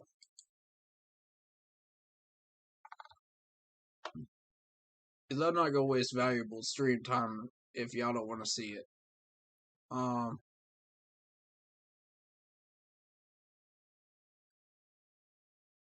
Torian asked 3 days ago, why is it when we play a different team, a few players on each team is hurt? God, if you're telling me that that's our year, then I'm 100% with you. Keep pounding, I believe. And see, that's just football-related injuries, and there's nothing you can do about that. It's the preventable ones we want to try to do something about. And that makes it very, very challenging. I don't really know how to expand on what is preventable versus non-preventable. I'm still working on that, but y'all be the judge, You know the difference. Stuff outside of the football field, that's preventable injuries, You just don't do stupid stuff. And Matt Rule said it, in locker room meetings, I promise you.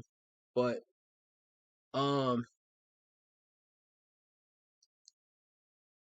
we haven't had a problem with that. It's on the field, preventable injuries. That's where we got the problems. So,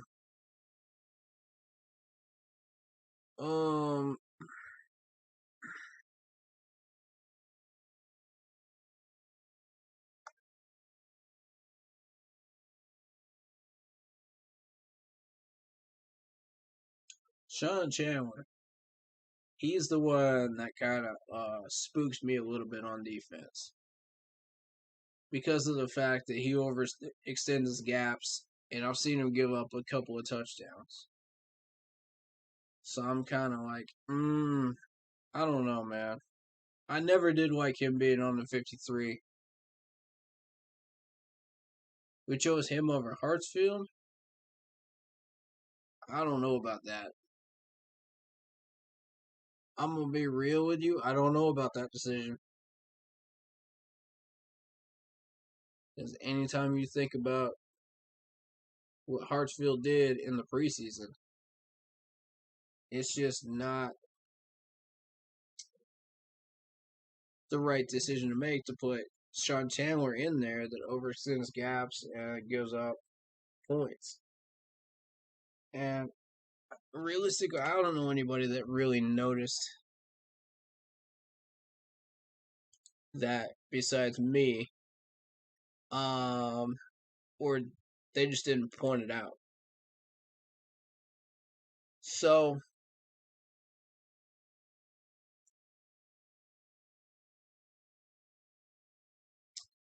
here we go with Taylor Moton. And Taylor Moton, if he's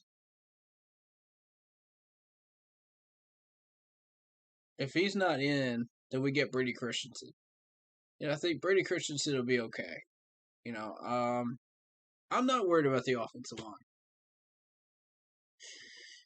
At the moment, I'm not worried about it. Unless they give me a reason to worry about it. And I think that's the right philosophy to have at the moment. Because we did build our line. We did.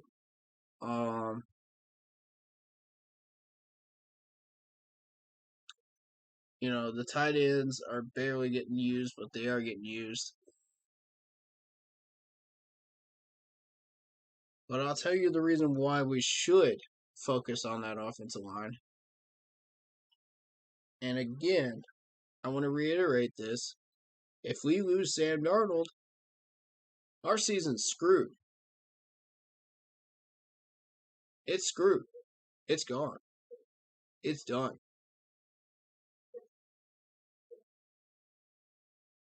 You know,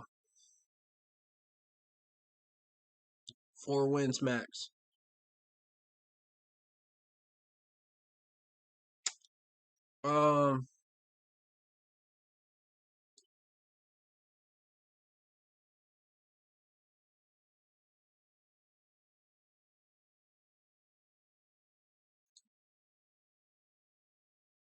Let's see.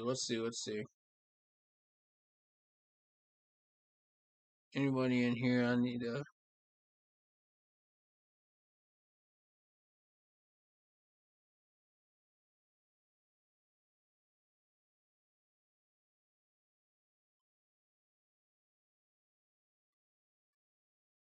I think we'll go to a couple of these other pages and see what's going on here. Oh, by the way, did y'all see that Virtuality Panther video? Is that real or what? Because that looks sick, dude.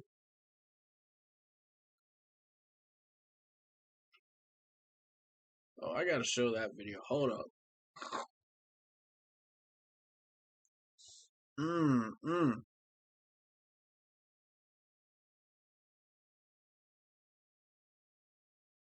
Okay, so apparently Facebook's being stupid for everybody right now. Alright,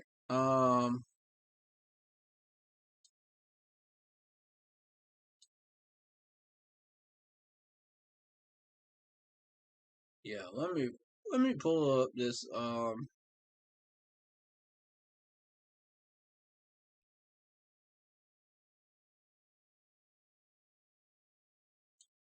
me pull up this mixed reality Panther, man. This looks cool as heck. Y'all gotta see this, man.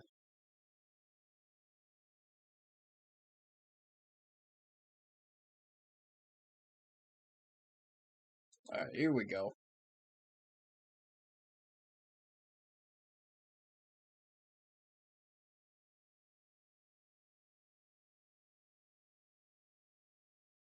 I'm gonna put this up on the big screen for you.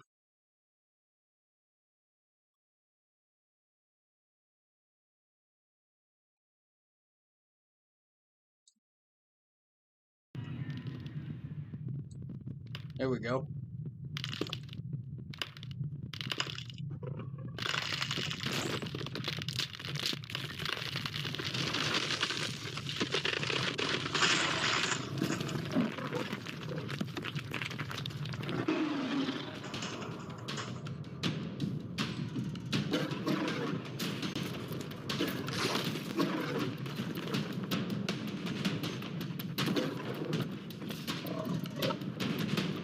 That is so cool. Yo!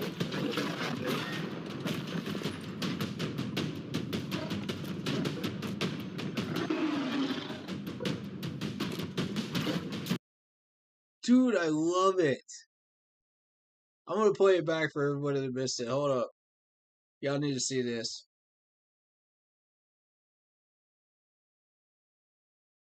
Oh, that is dope.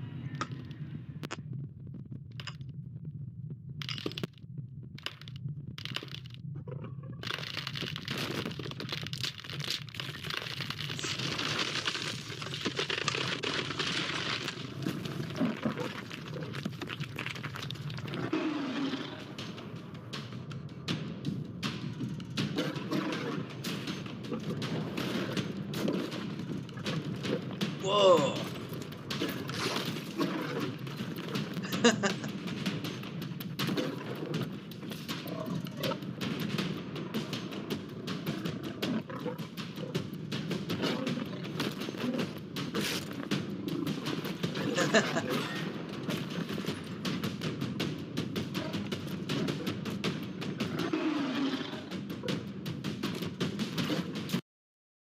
Dude.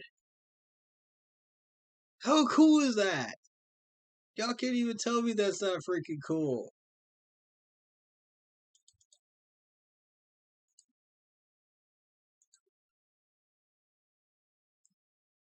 That is amazing. Bruh. Is that real? Please tell me that's real. Because that is easily one of the coolest things I've ever seen. Bruh.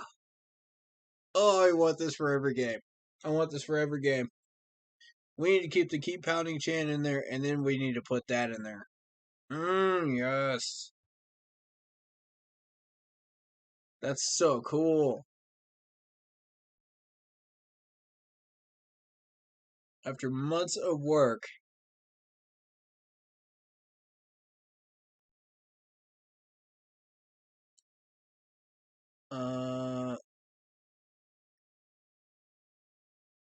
it went all over Twitter. Yo.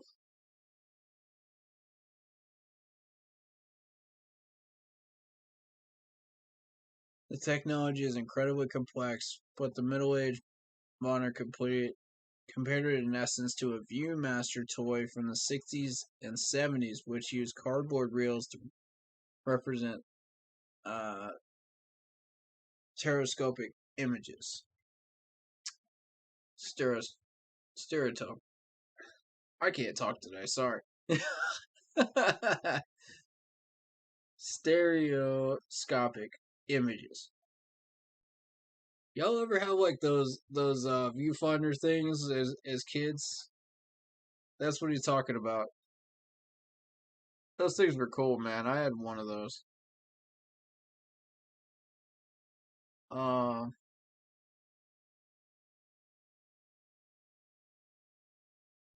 A similar bird presentation for the Ravens game back in 2019. Huh.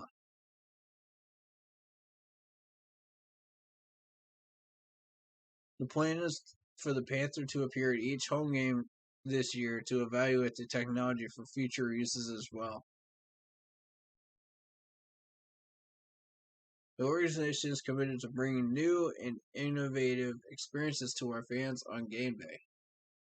We're extremely excited to be one of the first teams to bring this incredibly unique experience to our fans this entire season. So far, the response has been excellent. We felt strongly that this piece would be received well, but the reaction was amazing and even better than we hoped. Dude, that is fire. That is fire right there. Yo. Wow.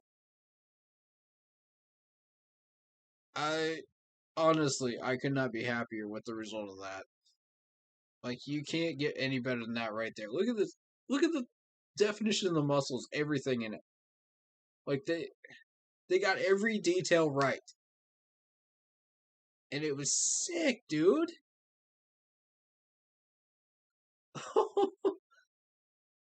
Bruh.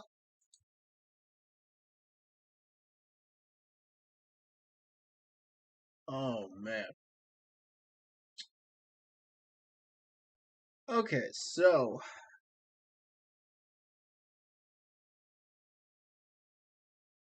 let's talk about kicker position. We haven't really covered that much today. So, kicker position. Santoso's not the guy, apparently. Even after going 2 for 2 and going 1 for 2 on extra points. So, what's the deal? Is there a plan? Zane Gonzalez.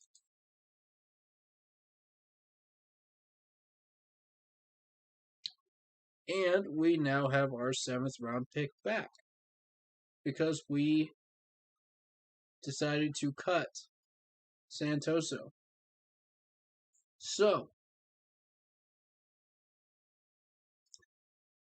honestly, it was an experiment. That's what they said. I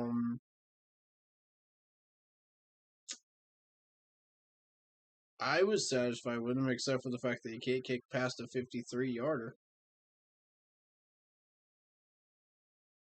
The 26-year-old Gonzalez was in camp here earlier this summer as a tryout player.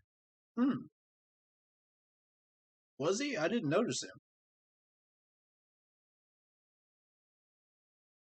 I never noticed him. That name does not stand out to me. But, he kicked for the Browns, Cardinals in his career, 78% on field goals, 94.6% on extra points. His best year was with the Cardinals in 2019. He had 31 of 35 field goals, 88.6%, 34 of 35 extra points, 97.1%. So this is our new kicker.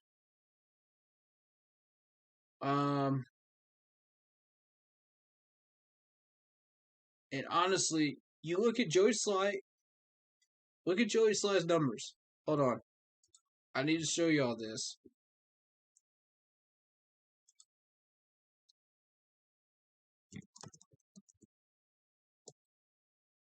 This is gonna kill y'all. Yeah, stats. That's what I want.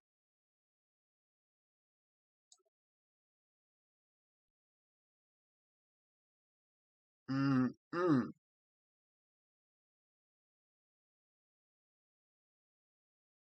3 for 3 His longest field goal made was 40 yards. 4 for 4 on extra points.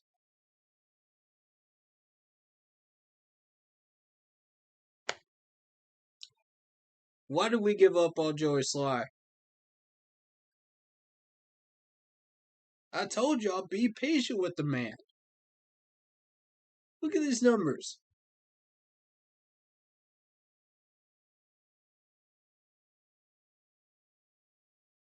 Look at these numbers. For 13 points.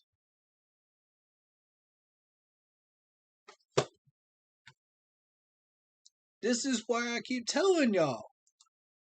Don't give up on these guys. When I tell you to be patient.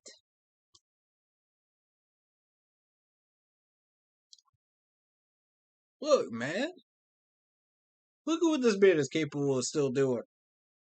And that's from 40. He did not miss from that range. Inside of that range.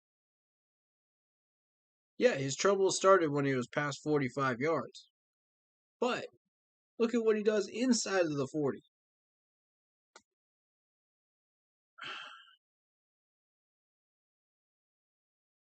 And you're going to tell me. You're going to tell me, hold up.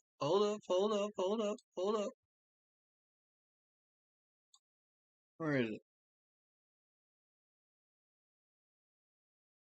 Y'all gonna tell me that you're satisfied with these numbers right here?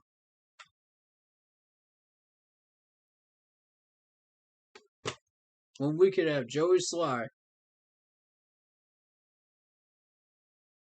who is perfect within the 40 yard range. Perfect. Does not miss a kick. Y'all lost your patience with the man. That's what happened. Y'all lost your patience. And now look what happened.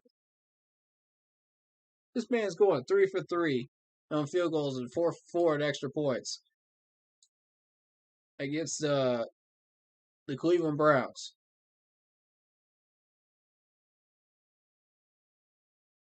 Here's another one. 40 to 49 yards. 1 for 1. 1 for 1. He is predicted 16 for 16. Y'all lost your patience. I told y'all, be patient with this man. Didn't I tell y'all that during training camp? This is what happens when we just choke in management. This is what happens. This is what happens when we give up on players. It comes back to bite us every time. Now, y'all watch. I'm predicting right now, Effie Obata is going to have a quarterback hit, at least, against Sam Darnold in that Bills game versus us. Watch. I am telling you because I know Effie Obata that well. I have watched Effie Obata and I know his skills. I know exactly what he can and cannot do. And depending on where they line him up against in that Bills game later on in December, that's going to come back to bite us. Now, what else is going to come back to bite us? James Bradbury. I'm calling that one too.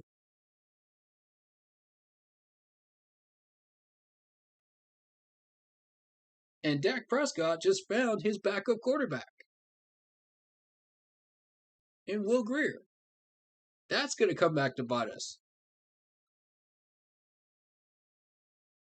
That's 4 players. That's at least 3 or 4 players right now that could come back to haunt us this season alone. Just this season alone. That's not even counting the people from the 2015 crew where we made a Super Bowl appearance. That's just recent players. Now do y'all understand why I said be careful who you cut? Now do you get it? Now does that make sense, management? Hopefully it does. Hopefully they were watching that Texans game, because I promise you, all of these kicks were lasers. All of them. For 13 points. Now remind me again how many points Santoso got. Mm-hmm. Oh, okay. Okay. But we're giving up on Joey Sly. Right? Right. Yep. Yep. And then we give up on Santoso. He misses one extra point, but makes both field goals. And y'all are satisfied with this percentage right here? Career percentage of 78%.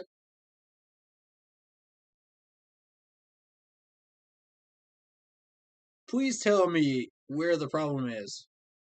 One of these things does not like the others. One of these things just doesn't belong. Look at those numbers, man. That's what y'all want.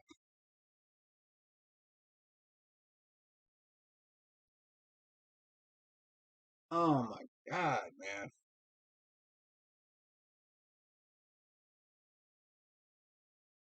It's like management is trying to shoot us in the foot for this season. Y'all ever get that feeling, man? I know some of y'all work for some crazy corporate offices and stuff like that, you know. And corporate just says, man, I'm just going to look for a reason to get you in trouble. You know? I'm going to look for a reason to sabotage my own workers because I want to save my own butt and my own job. That's exactly what's happening here. Our management says, oh, wait a minute. We're on the hot seat because, we had another 5-win season. Let's try to do something crazy. Let's experiment with the fan experience. Let's do all of this negative crap. You know? So the head coaches, the whole coaching staff, are the ones that get in trouble. So that the upper people don't get blamed. Such as Tepper. You know, the ownership.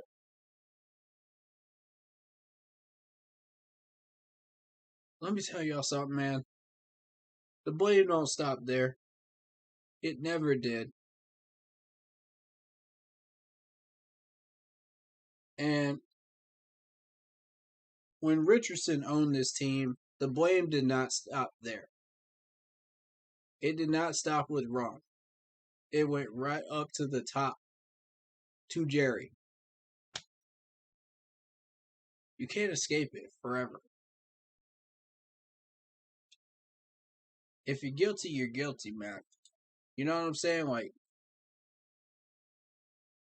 and when we start putting out players like this out there, 78% career on field goals. That's shooting us in the foot, ladies and gentlemen. Why? Why are we settling for this? Aren't y'all tired of settling with this team? I know I am. That right there is the definition of settling at kicker position. We experimented with not one, not two, but 3 different kickers. And we're into week 2. And we still haven't figured this out. What are y'all doing? This is beyond frustrating. I don't know about how y'all feel about this, but this is beyond frustrating to me.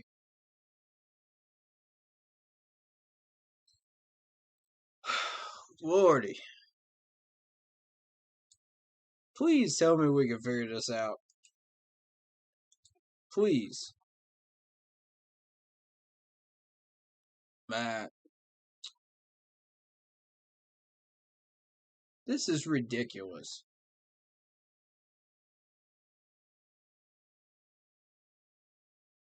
The fact that we are settling for a 78% career field goal kicker for the Browns and Cardinals is ridiculous.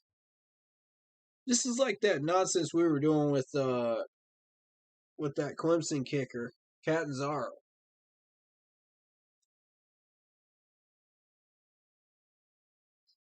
Like, this is... I don't understand it. I don't understand it. Alright, Joey Slye was a bum. I'm glad we cut him. Why was he a bum? Why do you think that?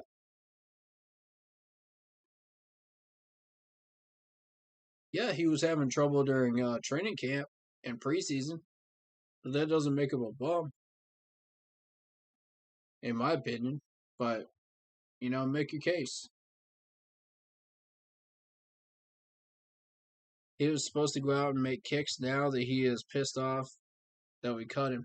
Yeah. Because we lost our patience with him. That's why. This man is killing it inside the 40-yard line range. And now we got to pay the price. He kept missing kicks the last 2 years. Okay, from what range? From what range? Alright, let's look at it. You know what? Let's look at his total stats. That's what I want to see. Hold up. Alright, you said last year, right? It's 2020. He went 11 for 12 in 2000 from the 20 to 29 range. He went 10 for 10 from the 30 to 39 range. He went 7 for 8 in the 40 to 49 yard range. Only from the 50 plus range did he go 1 for 6. Only from the 50 yard plus.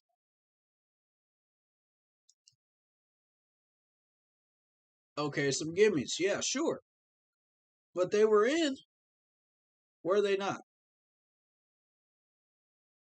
This is the only range where he got in trouble. The rest of them, yeah. 8 for 11. Tell me a kicker that's not going to struggle at least a little bit from the 40 to 49 yard range. Find me one that isn't. There's very few out there. Okay, I'll give you Gano. Gano's not one of them that will struggle from that range. But how many out there can you find that will not struggle between 40 and 49 range? Yeah, he missed clutch kicks. We shouldn't have been in half those situations to begin with. That's my point. We shouldn't have been in half of those situations. Sorry, y'all, my allergies are killing me right now.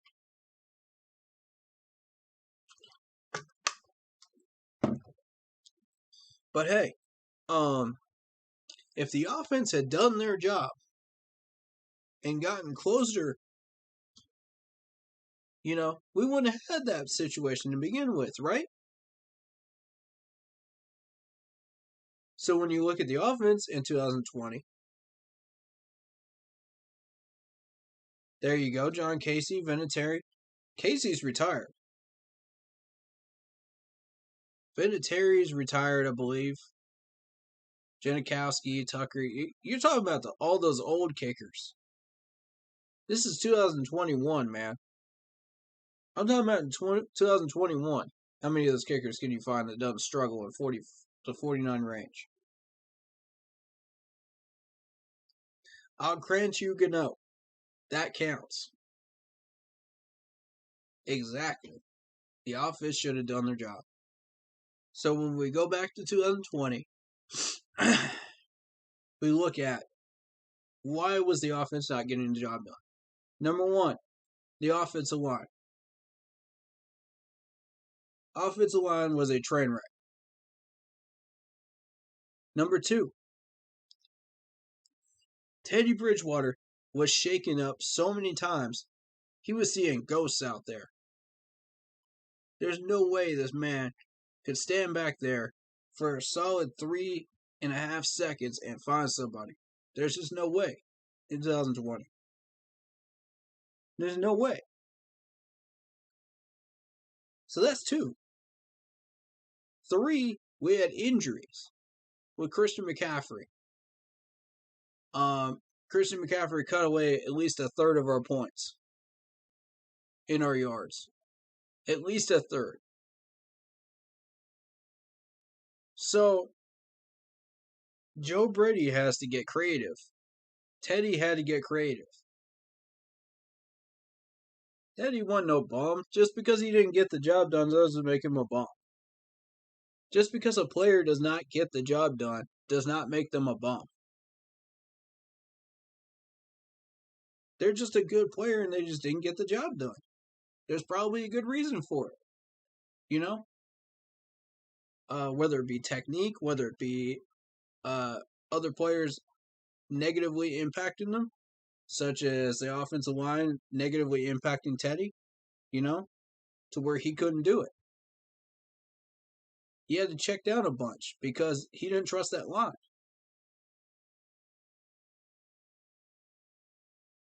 What does make you a bum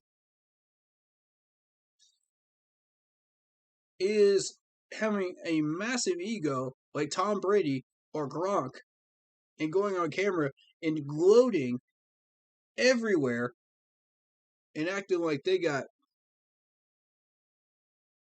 they're just king of the world, you know, yeah. And it just goes all over the social medias. And the guys are just jerks. The guys are just plain jerks. Have you ever watched some of their interviews where they do nothing but gloat? On half of those interviews, all they do is gloat. And I'm just like, really? Give me a freaking break. It's like, I would be okay with it if it's just a few interviews with these guys and they just end up on the internet somewhere, you know.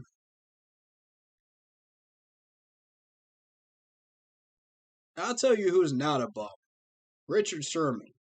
Richard Sherman is not a bum. And let me tell you why. This man has an ego from heck, but he can back it up. He literally debated one of these reporters and out-debated him. He was that smart. He was that smart, folks. And Steve Smith could back up his gloats too. Every one of them. So, honestly, I don't consider any player a bum necessarily. They just don't get the job done, you know? Yeah. That's my thing too. He backed up his plays on the field too, yeah. So, you know, to me, there's no real bums out there unless you're just an egotistical prick like Tom Brady or Gronk. You know, so if you don't get the job done as a player, you're not a bum. You're just not getting the job done. That's how it is. You know, that's how I feel about that one right there.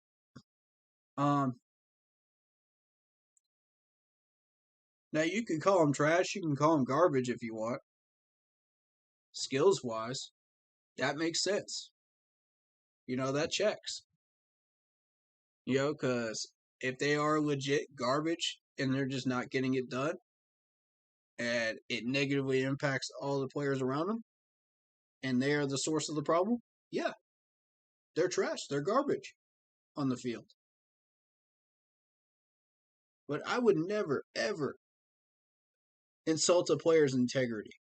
Ever. That's just something I will not do. I'll throw players under the bus here for our team, but I do it out of love. There you go. Yeah, trash sounds more better. Exactly, man. Okay, Teddy was trash. But, honestly, I'd hesitate to call Teddy trash. We can have that debate. We can have that conversation right now. Because I feel like that offensive line was negatively impacting his ability to do what he needed to do. That's about 3/4 of it. Yeah. The rest of it was Teddy.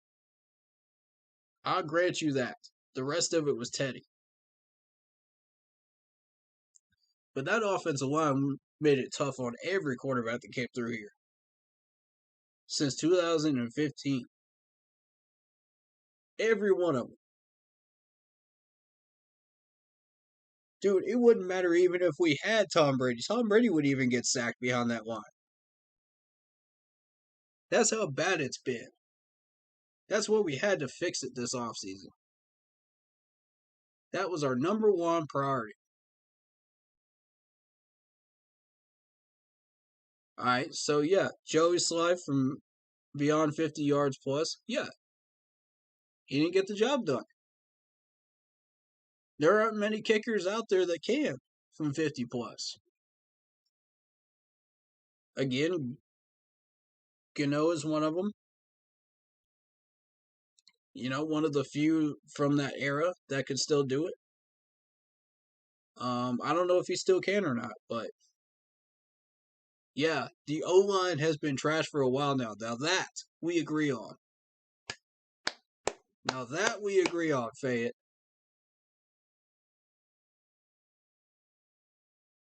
I'm with you right there.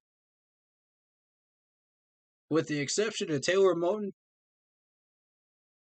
you know, ever since 2016, this O-line's been trash.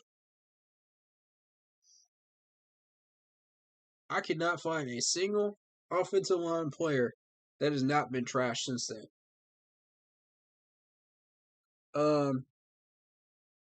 And I do miss Ryan Khalil, man. I miss him a lot. Ryan Khalil was the anchor. Once he left, everything went to heck. Everything that we had left was gone.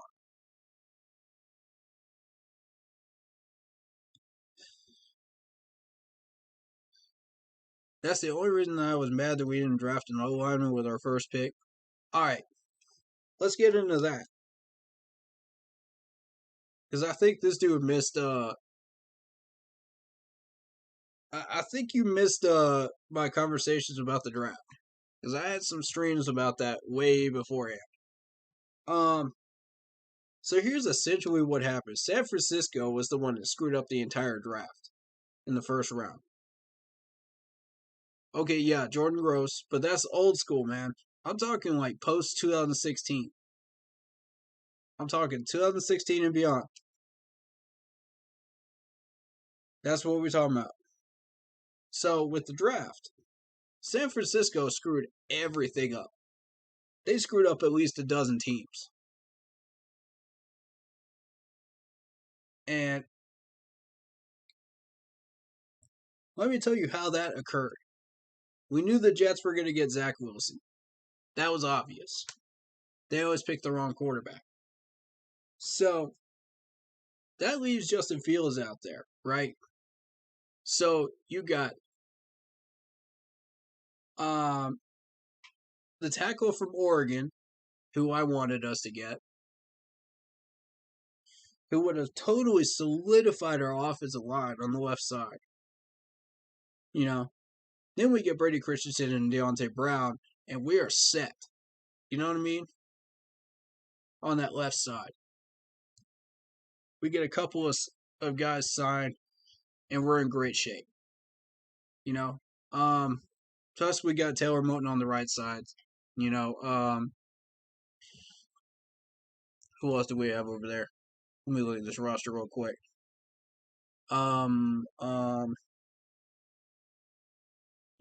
We had Cameron Irving that the coaches were really doubling down on. We had Pat Eflin that the coaches were high on. Trent Scott, I thought was okay. So that's a really solid crew right here. We get that guy from Oregon, we are really in great shape. We have a so and granted we were going to get Brady Christensen and Deontay Brown anyway. Sewell would have been a heck of a pick.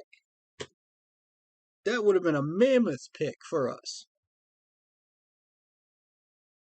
So here's basically what happened, in case you missed those streams. The Lions get Sewell right before we do, because of the fact that San Francisco went a different direction. And let me pull up these draft results real quick. I'm going to tell you exactly how this went.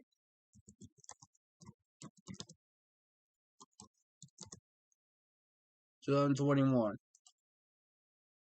I'm going to quickly go through this before I hit my break for the stream. Because I need to talk about this. This is important.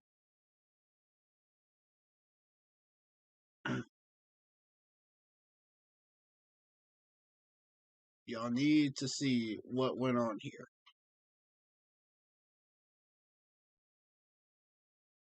Alright.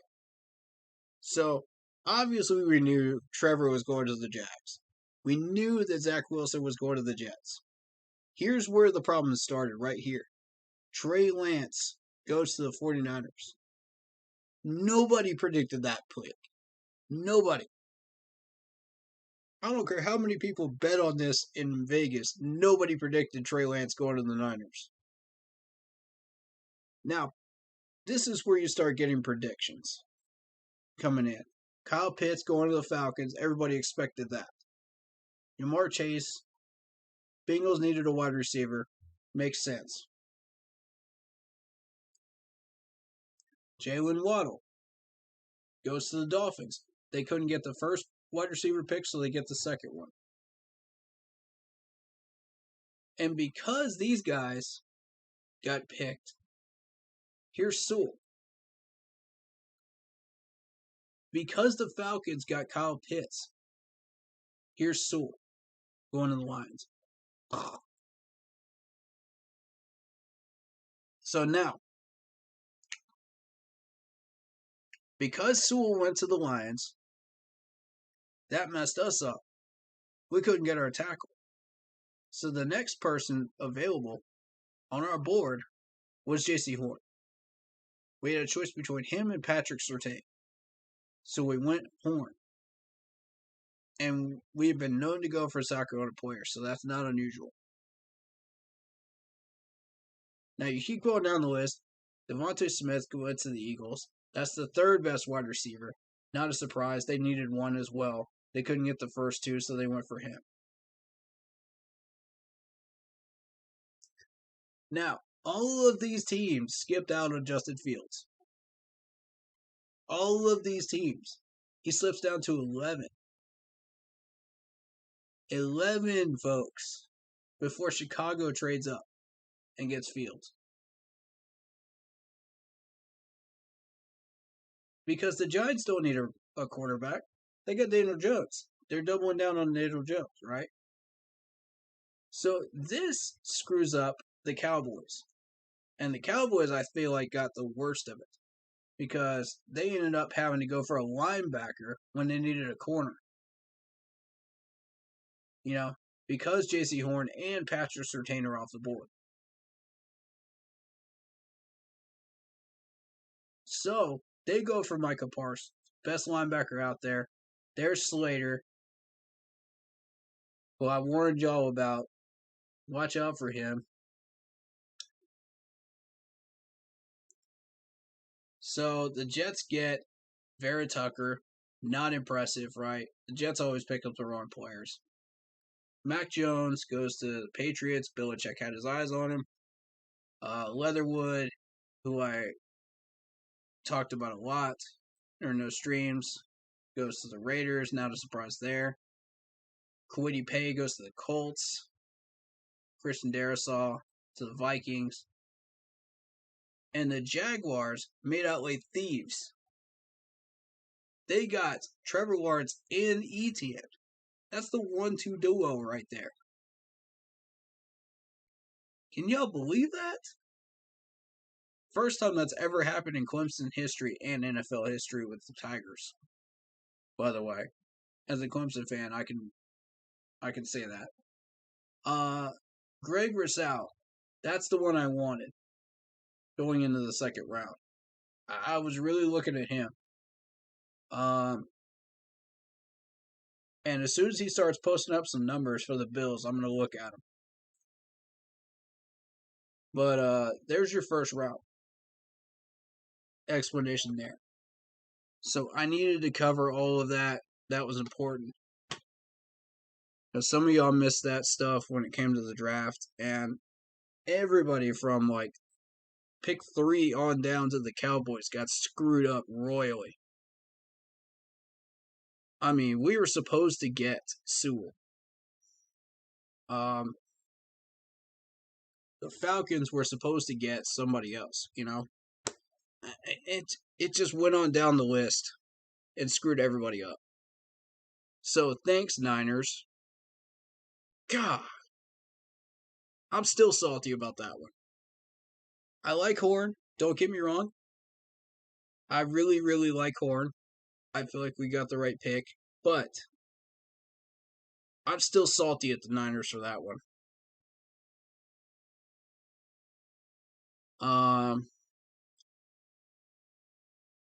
Alright, so that's the draft. My problem with is with Eflin and Paradis. I think Paradis is okay. We're gonna find out how good those two really are today. This Sunday against the Saints. You know, they practice well. We'll see what they do. Saints will expose all our weaknesses. Horn was a solid choice, but we should have went with Slater. I don't know. I don't know about that one. I have my reservations about Slater. I'll talk about that in a little bit.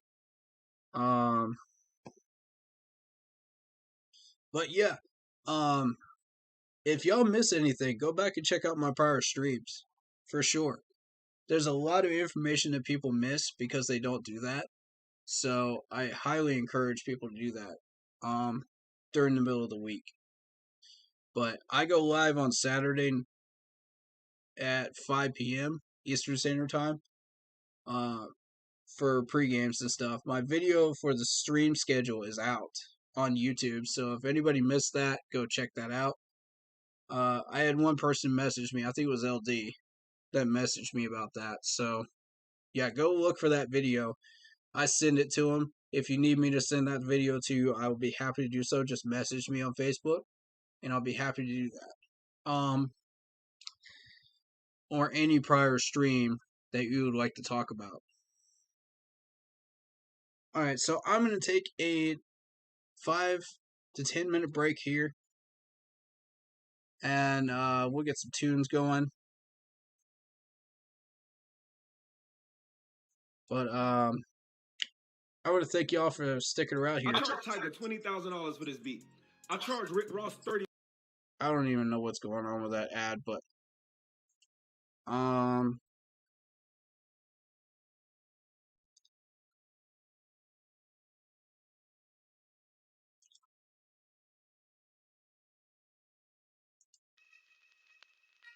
yeah, we'll be back. About 5 to 10 minutes, guys. Stick around. Hit that like and sub button if you haven't already. Hit the bell, select all, leave a comment down below in the comments if you haven't. See you guys in a minute or two. Keep pounding.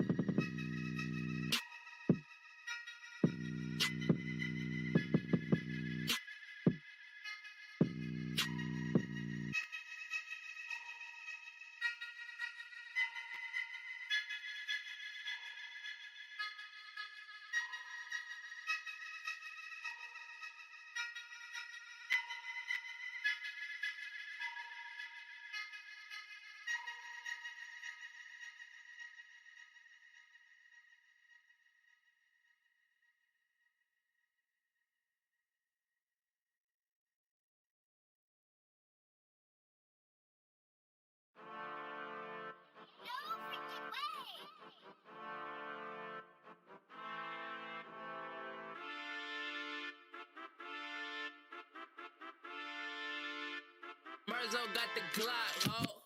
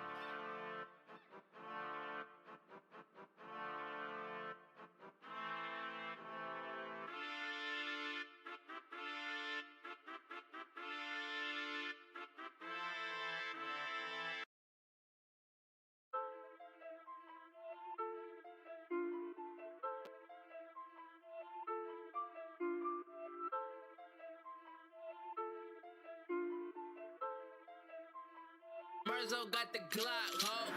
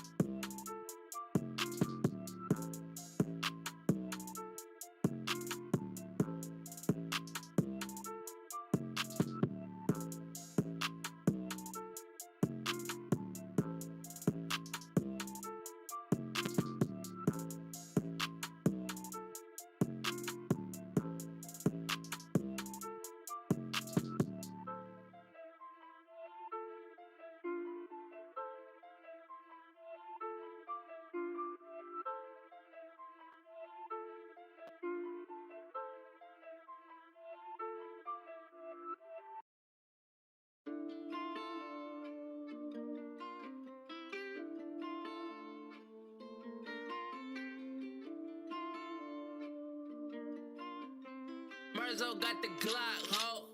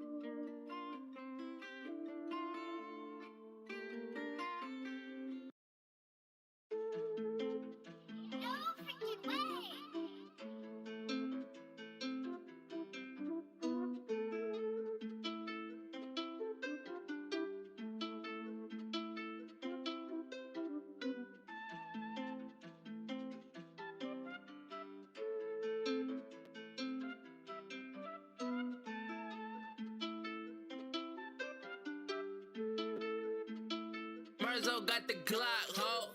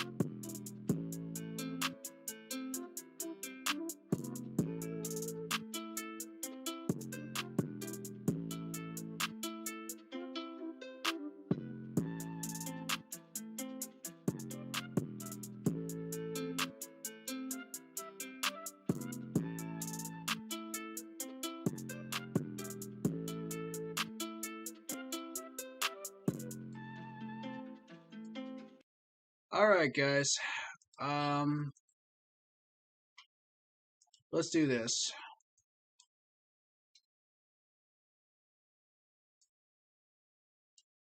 So, we're back from break. So who do y'all want to talk about?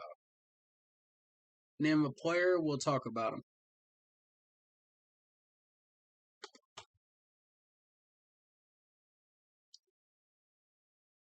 And we'll try to push this stream until probably 9 or 10. I don't want to go any further than that.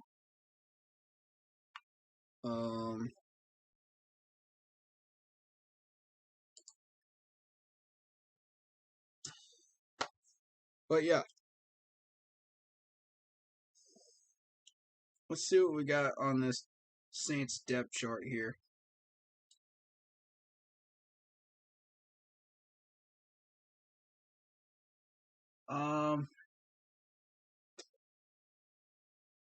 Really the only one we need to worry about is Kamara. That's the one that really, really stands out to me. We've got Marquez Callaway, their wide receiver. We've got Tre'Quan Smith on the other side. We might see some stuff from DeAndre Harris. Some catches from him. But realistically, I'm not even really that concerned going into this about dealing with their offense. Yeah, I feel like our defense will do well. We'll hold them to about 21 points roughly. I want to guess. Somewhere in between 21 and 24. I don't want to push any further than that. Because I don't think, they'll find too many more weaknesses besides the linebacking core. And maybe getting about 4 yards a carry with Kamara. I could see that. But we're going to find out exactly how good our defensive tackles are. We're going to find out exactly how good our linebackers are. And they're going to test Horn. If Winston gets the time, he's going to try to test Horn. And as I was saying earlier, Winston knows how to fool rookies. He's been in the league for a few years now, so he's seen a lot. So he can fool a few rookies, and put them back on their heels. Now, the way it's going to test Horn is how smart is Horn? How much film study has this man done this week on Winston? How much has he put that knowledge into practice? So we're going to find out. And Horn's saying, I'm going to guarantee a pick. I wouldn't test those waters, Horn. He's going to test you now. I guarantee it. After saying that, I can almost guarantee it. So, our biggest problem is linebacker. I feel like if we can figure out linebacker position, we'll be in a lot better shape. I don't think that's anything we could fix in-house. It would have to be a better player than what we have to make it a top 10 defense instead of a top 15. Because if you look at it, we got, Shaq's doing his part. But we got Jermaine Carter is kind of Reddick is kind of if you sub in Wuvu, I think we got a pretty good 2 out of 3 combo here. At linebacker. We just got to have a middle linebacker that gets it done. And I don't know that Jermaine Carter is the guy, that could make us a top 10 defense total. I'm not 100% sold on him. So, Jermaine, if you're listening, man, convince me, man. Sell me on you. During this Saints game, sell me on you. Show me that you can do what these other guys are doing. These other two guys. Same with Reddick. Show me. Sell me on you. I want to believe, man. I want to believe in these players. I do. I don't see what everybody else is seeing with the top 10. I don't see it. I see a top 15, and that's realistically as high as we can go right now, which is great. That's great. Yeah, it's upper echelon, and that's where we want to be. That's top tier. Is it enough to battle Tom Brady? No. Tom Brady will shred us. He'll shred us left and right now. This is a young defense that is learning their way, They're building chemistry. By the time we get to Tom Brady, hopefully we'll have built that chemistry and we'll know exactly who we are and what our weaknesses are, what our weaknesses are not, where our strengths are, where they are not, That way, when we go into those Bucks games in December, we'll say, okay, well, this is where we are. This is where we need to be, to battle Tom Brady. And as you know, we battled this man twice in December. So that's the ultimate goal. You want to be in top 10 echelon to battle Brady, or you're going to get shredded. It's just a point. It's just a fact. Look at the history of defenses that Brady has played against. Like, he's relentless.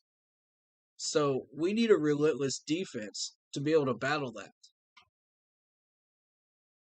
So that's ultimately where the bar is on defense. We want where the bar is, ultimately. If we can come close to that, we got a real, real good shot at really disrupting Brady in what he's doing. Now, notice I said disrupting him. I didn't say stopping him. I didn't say stop him. Because there's no way you're going to stop him. You get deep into a game with that man, there's no way. He's going to find all your weaknesses by about third quarter. So, with the rest of these quarterbacks, though, we got a solid shot at really making some noise this year on defense. I think so.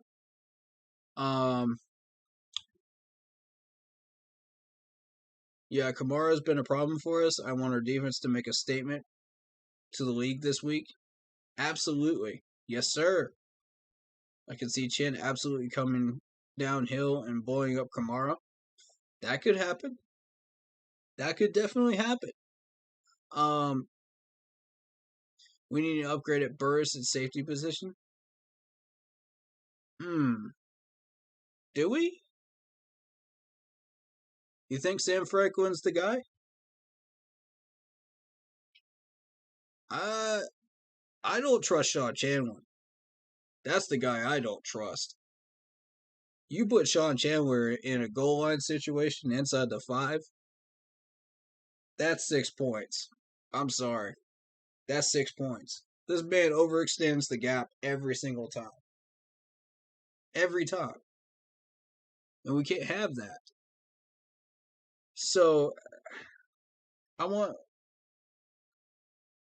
What I would have done with this roster right here, currently what it looks like right now, if I was to mess with it right now, I would have put Royce Freeman on the practice squad, the third string running back.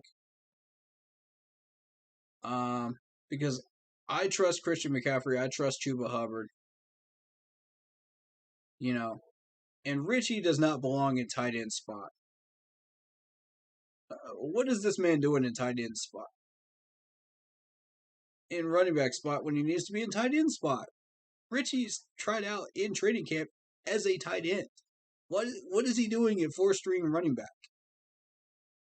Now, if you're having him as an emergency backup running back, that's fine. But he needs to be in the tight end columns behind Tommy Tremble and Dan Arnold or Colin Thompson here. That's where he needs to be. So that's why I say, I think Chuba is a solid number 2 running back here, power back. As long as you fix his fumbling problem. You fix that. You got a solid 1-2 punch right there. Then I'm not even really necessary. I don't even think it's necessary to have Royce on the 53 at that point. Unless you just want him there. I think Phil Hoskins deserves to be there. Daryl Johnson belongs there. But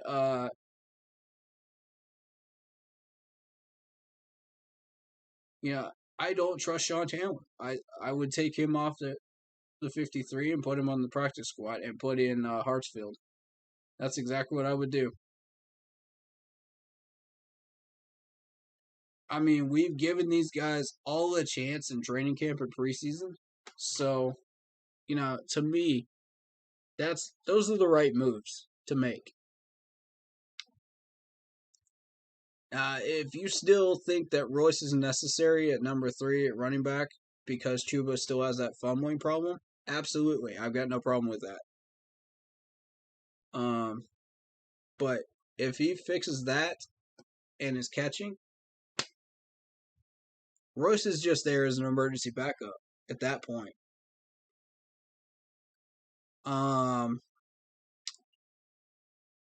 But you think Burris is not the answer, okay? So,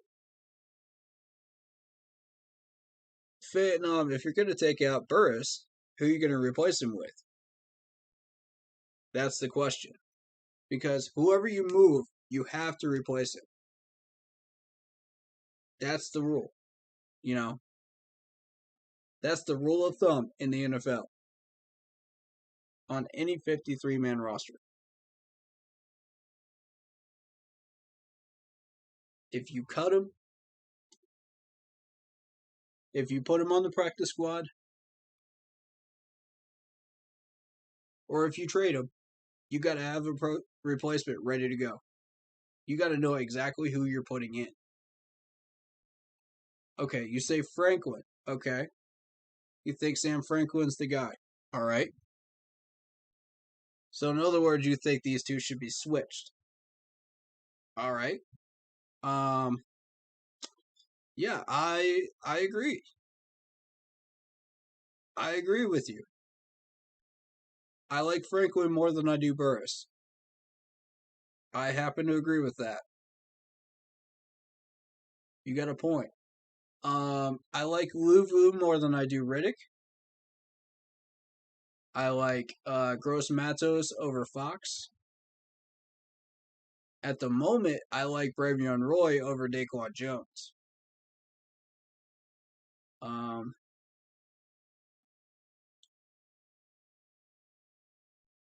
Those are the only switches I would make, Overall, trial and error, really.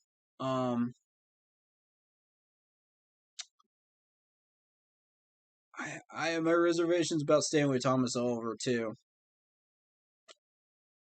I don't know about him. I've seen some things I don't like, but I've seen some things I do like about him. You know what I mean?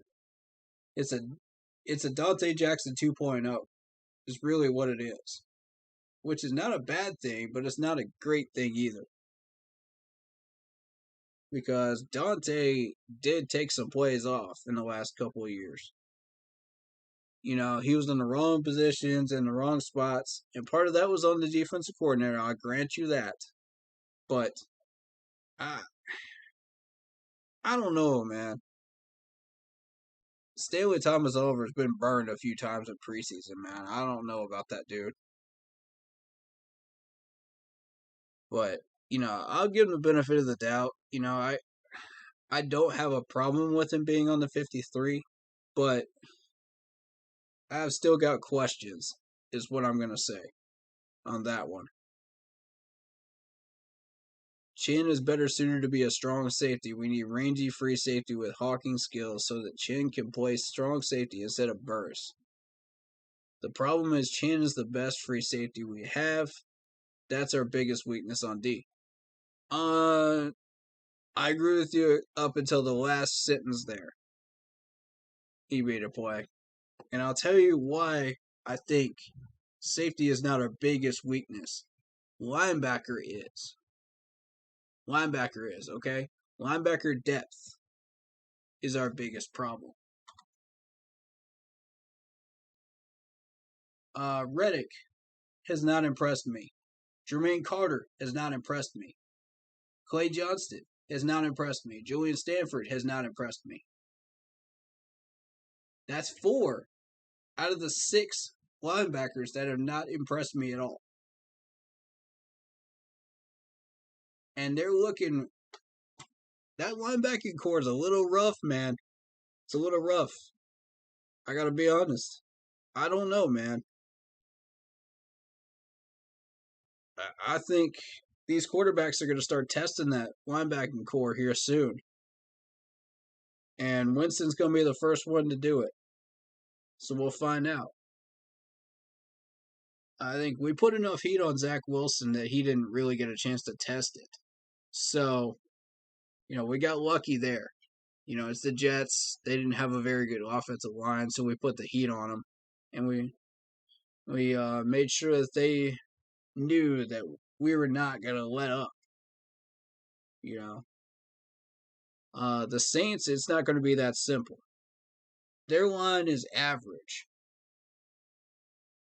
You know, it's not good. It's not great. It's average. It's not terrible either. I'll tell you that. Saints' O-line is not terrible. It's average.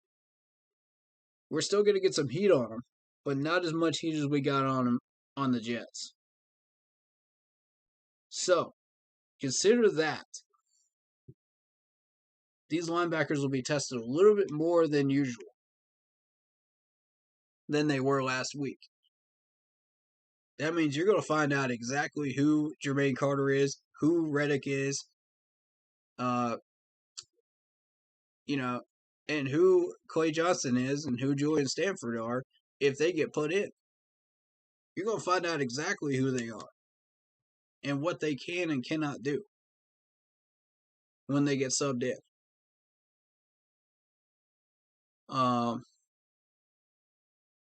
Jermaine Carter and Reddick are the ones that concern me.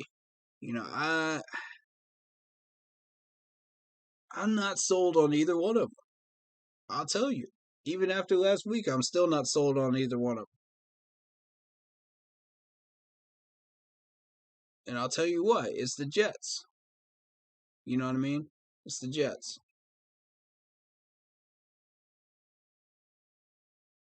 Anybody can look good against the Jets. Anybody.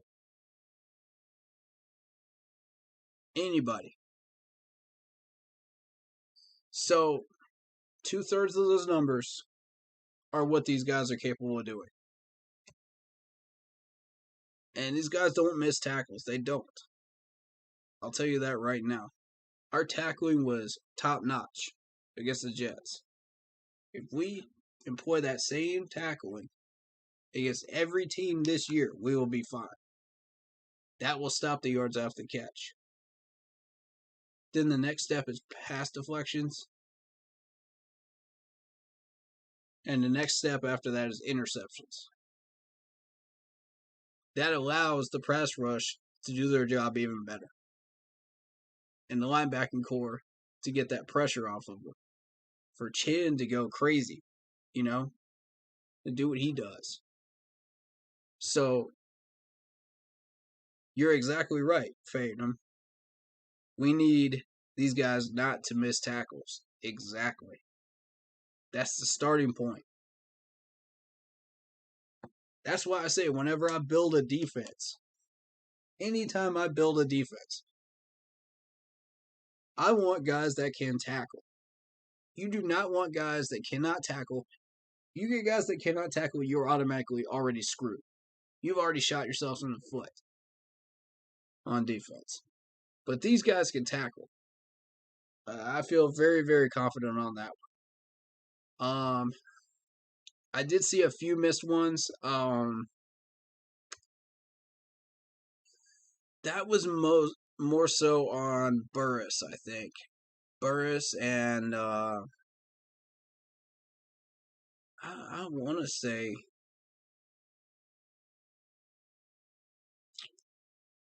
I don't know who the other one was that kept missing tackles over there, but so where am I? Okay. Jones was in the backfield all day last week. Yes, he was. Keith Taylor needs to be on the field also. Maybe. What would you do with Keith Taylor? Would you make him a nickel? If you're gonna make him a nickel, then yeah, I could see it. He's not really the type to go.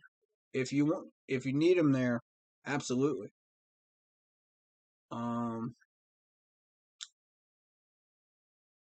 The interior of our O-line is a problem.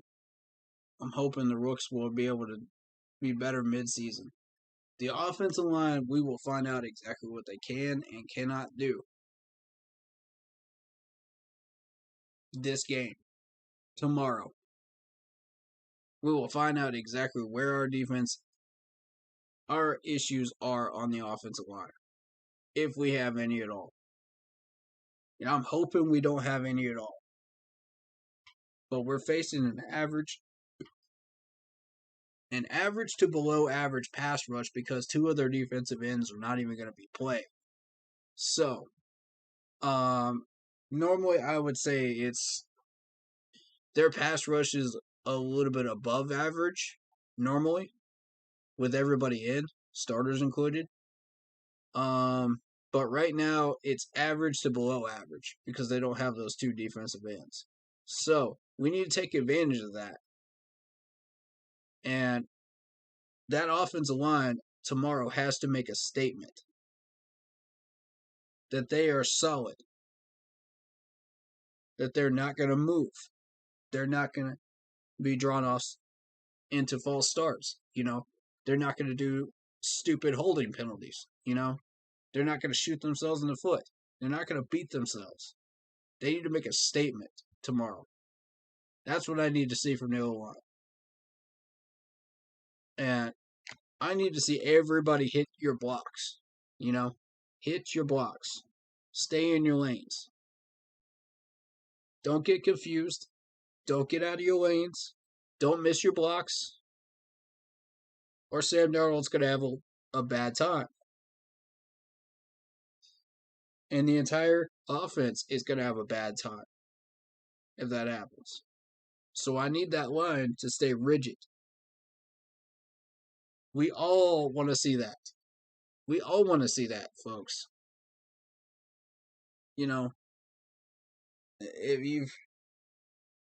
If these guys don't stay rigid for 4 whole quarters, we're in trouble. I'm gonna be point blank with you. There's only about 3 or 4 teams on this roster this year, this schedule, that if we put up an average offensive line, we'll be okay on. But the rest of them, they'll slaughter us. And we're lucky the Saints are not one of them right now. We are lucky. Because normally, if they had all their starters back, and they will in December, we're in big trouble in that December game. Offensive line wise. So Sam better be on his A game in December. That's all I can tell you. By that point, either it's going to matter or it's not. Either we're playing for picks or we're playing for a playoff spot. Depends on what we're playing for. That's why I'm saying we need all these 10 wins before we hit December. We got to hit all 10 of them. We can't screw around this year. Just because we got a soft schedule doesn't mean we can screw around. If we can just, willy-nilly lose this one, willy-nilly lose that one. No. We need to win all the ones that we are projected to win in order to get to 10. And no win is an easy one this year. None of them. We got 3 trap games. We got this game against the Saints. That's not a walk in the park either. So this offensive line has got to make a statement today. Coming into this game, they've got to make a statement. They got to say, we are not going to screw this offense up anymore. So, that's what I need to see from them. Reddick did get a lot of pressure last week. He did. Although I'm not 100% sold on him. Again, my issue with Reddick is the pass coverage. Not with the pass rush. We already know he could pass rush. That, everybody knows that. Everybody's been paying attention to him when he was with the Raiders knows that. That's nothing new. Jermaine Carter is flying to the ball every play. I did notice that. I'll give him credit for that. You're right.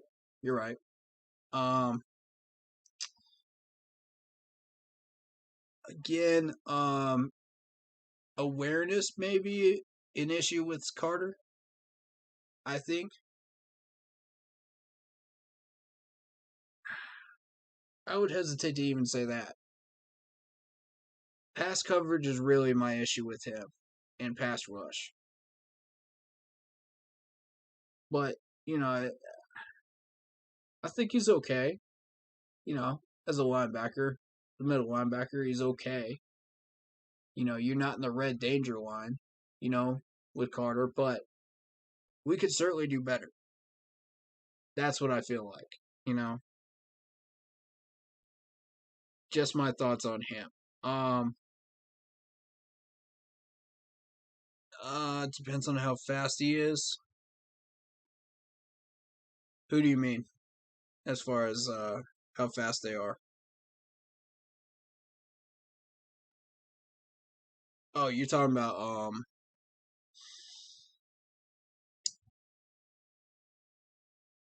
I'm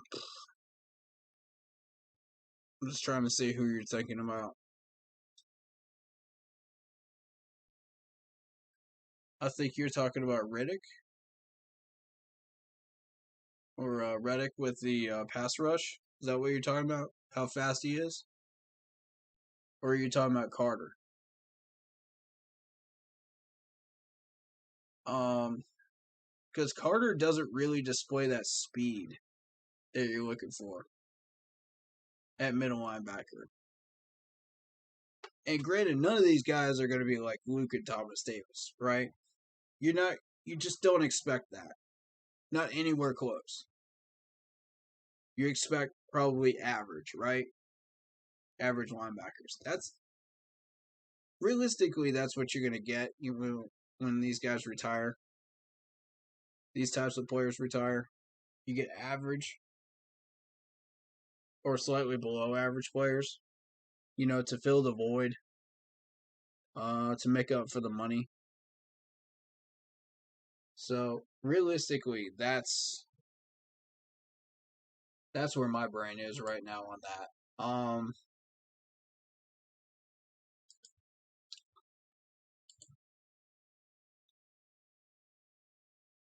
Hmm.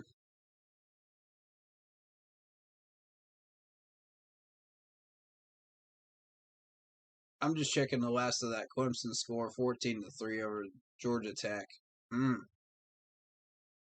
That's not good enough. Come on, Tigers. What are you doing?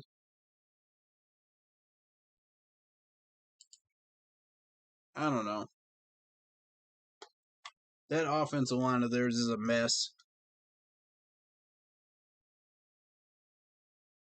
And so is DJ. But anyway, back to this. Yeah, Sean Chandler is the one that makes me the most nervous on this defense. And I've seen him miss a couple of tackles. You know, I've seen him make a couple of tackles too. I'll give him that. But the missed tackles were at critical times. And you can't have that. So,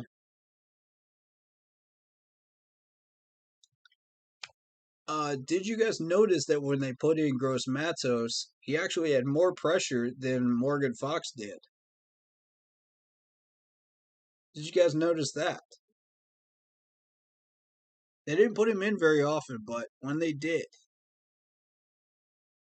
I didn't notice Morgan Fox at all. And that's not a good thing as he's a starter. What did I tell y'all about before the season started? I don't like Fox at starting position. I told y'all that. I called that one from the very start. Even before we played the Jets game.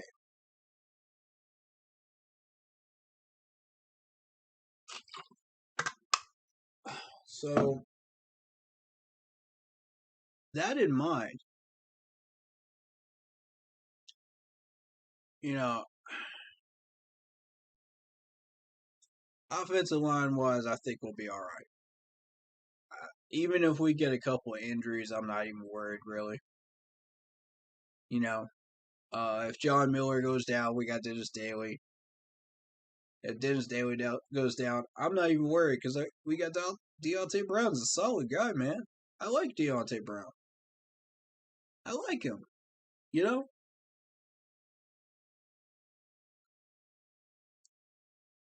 The guy. Hold up. The guy I wanted us to really look at was y'all help me remember because I hadn't. There was one of these offensive tackles that attacked the defender on the line rather than waiting for the defender to come to him. And I was so impressed by that, you know, because you don't see that very often.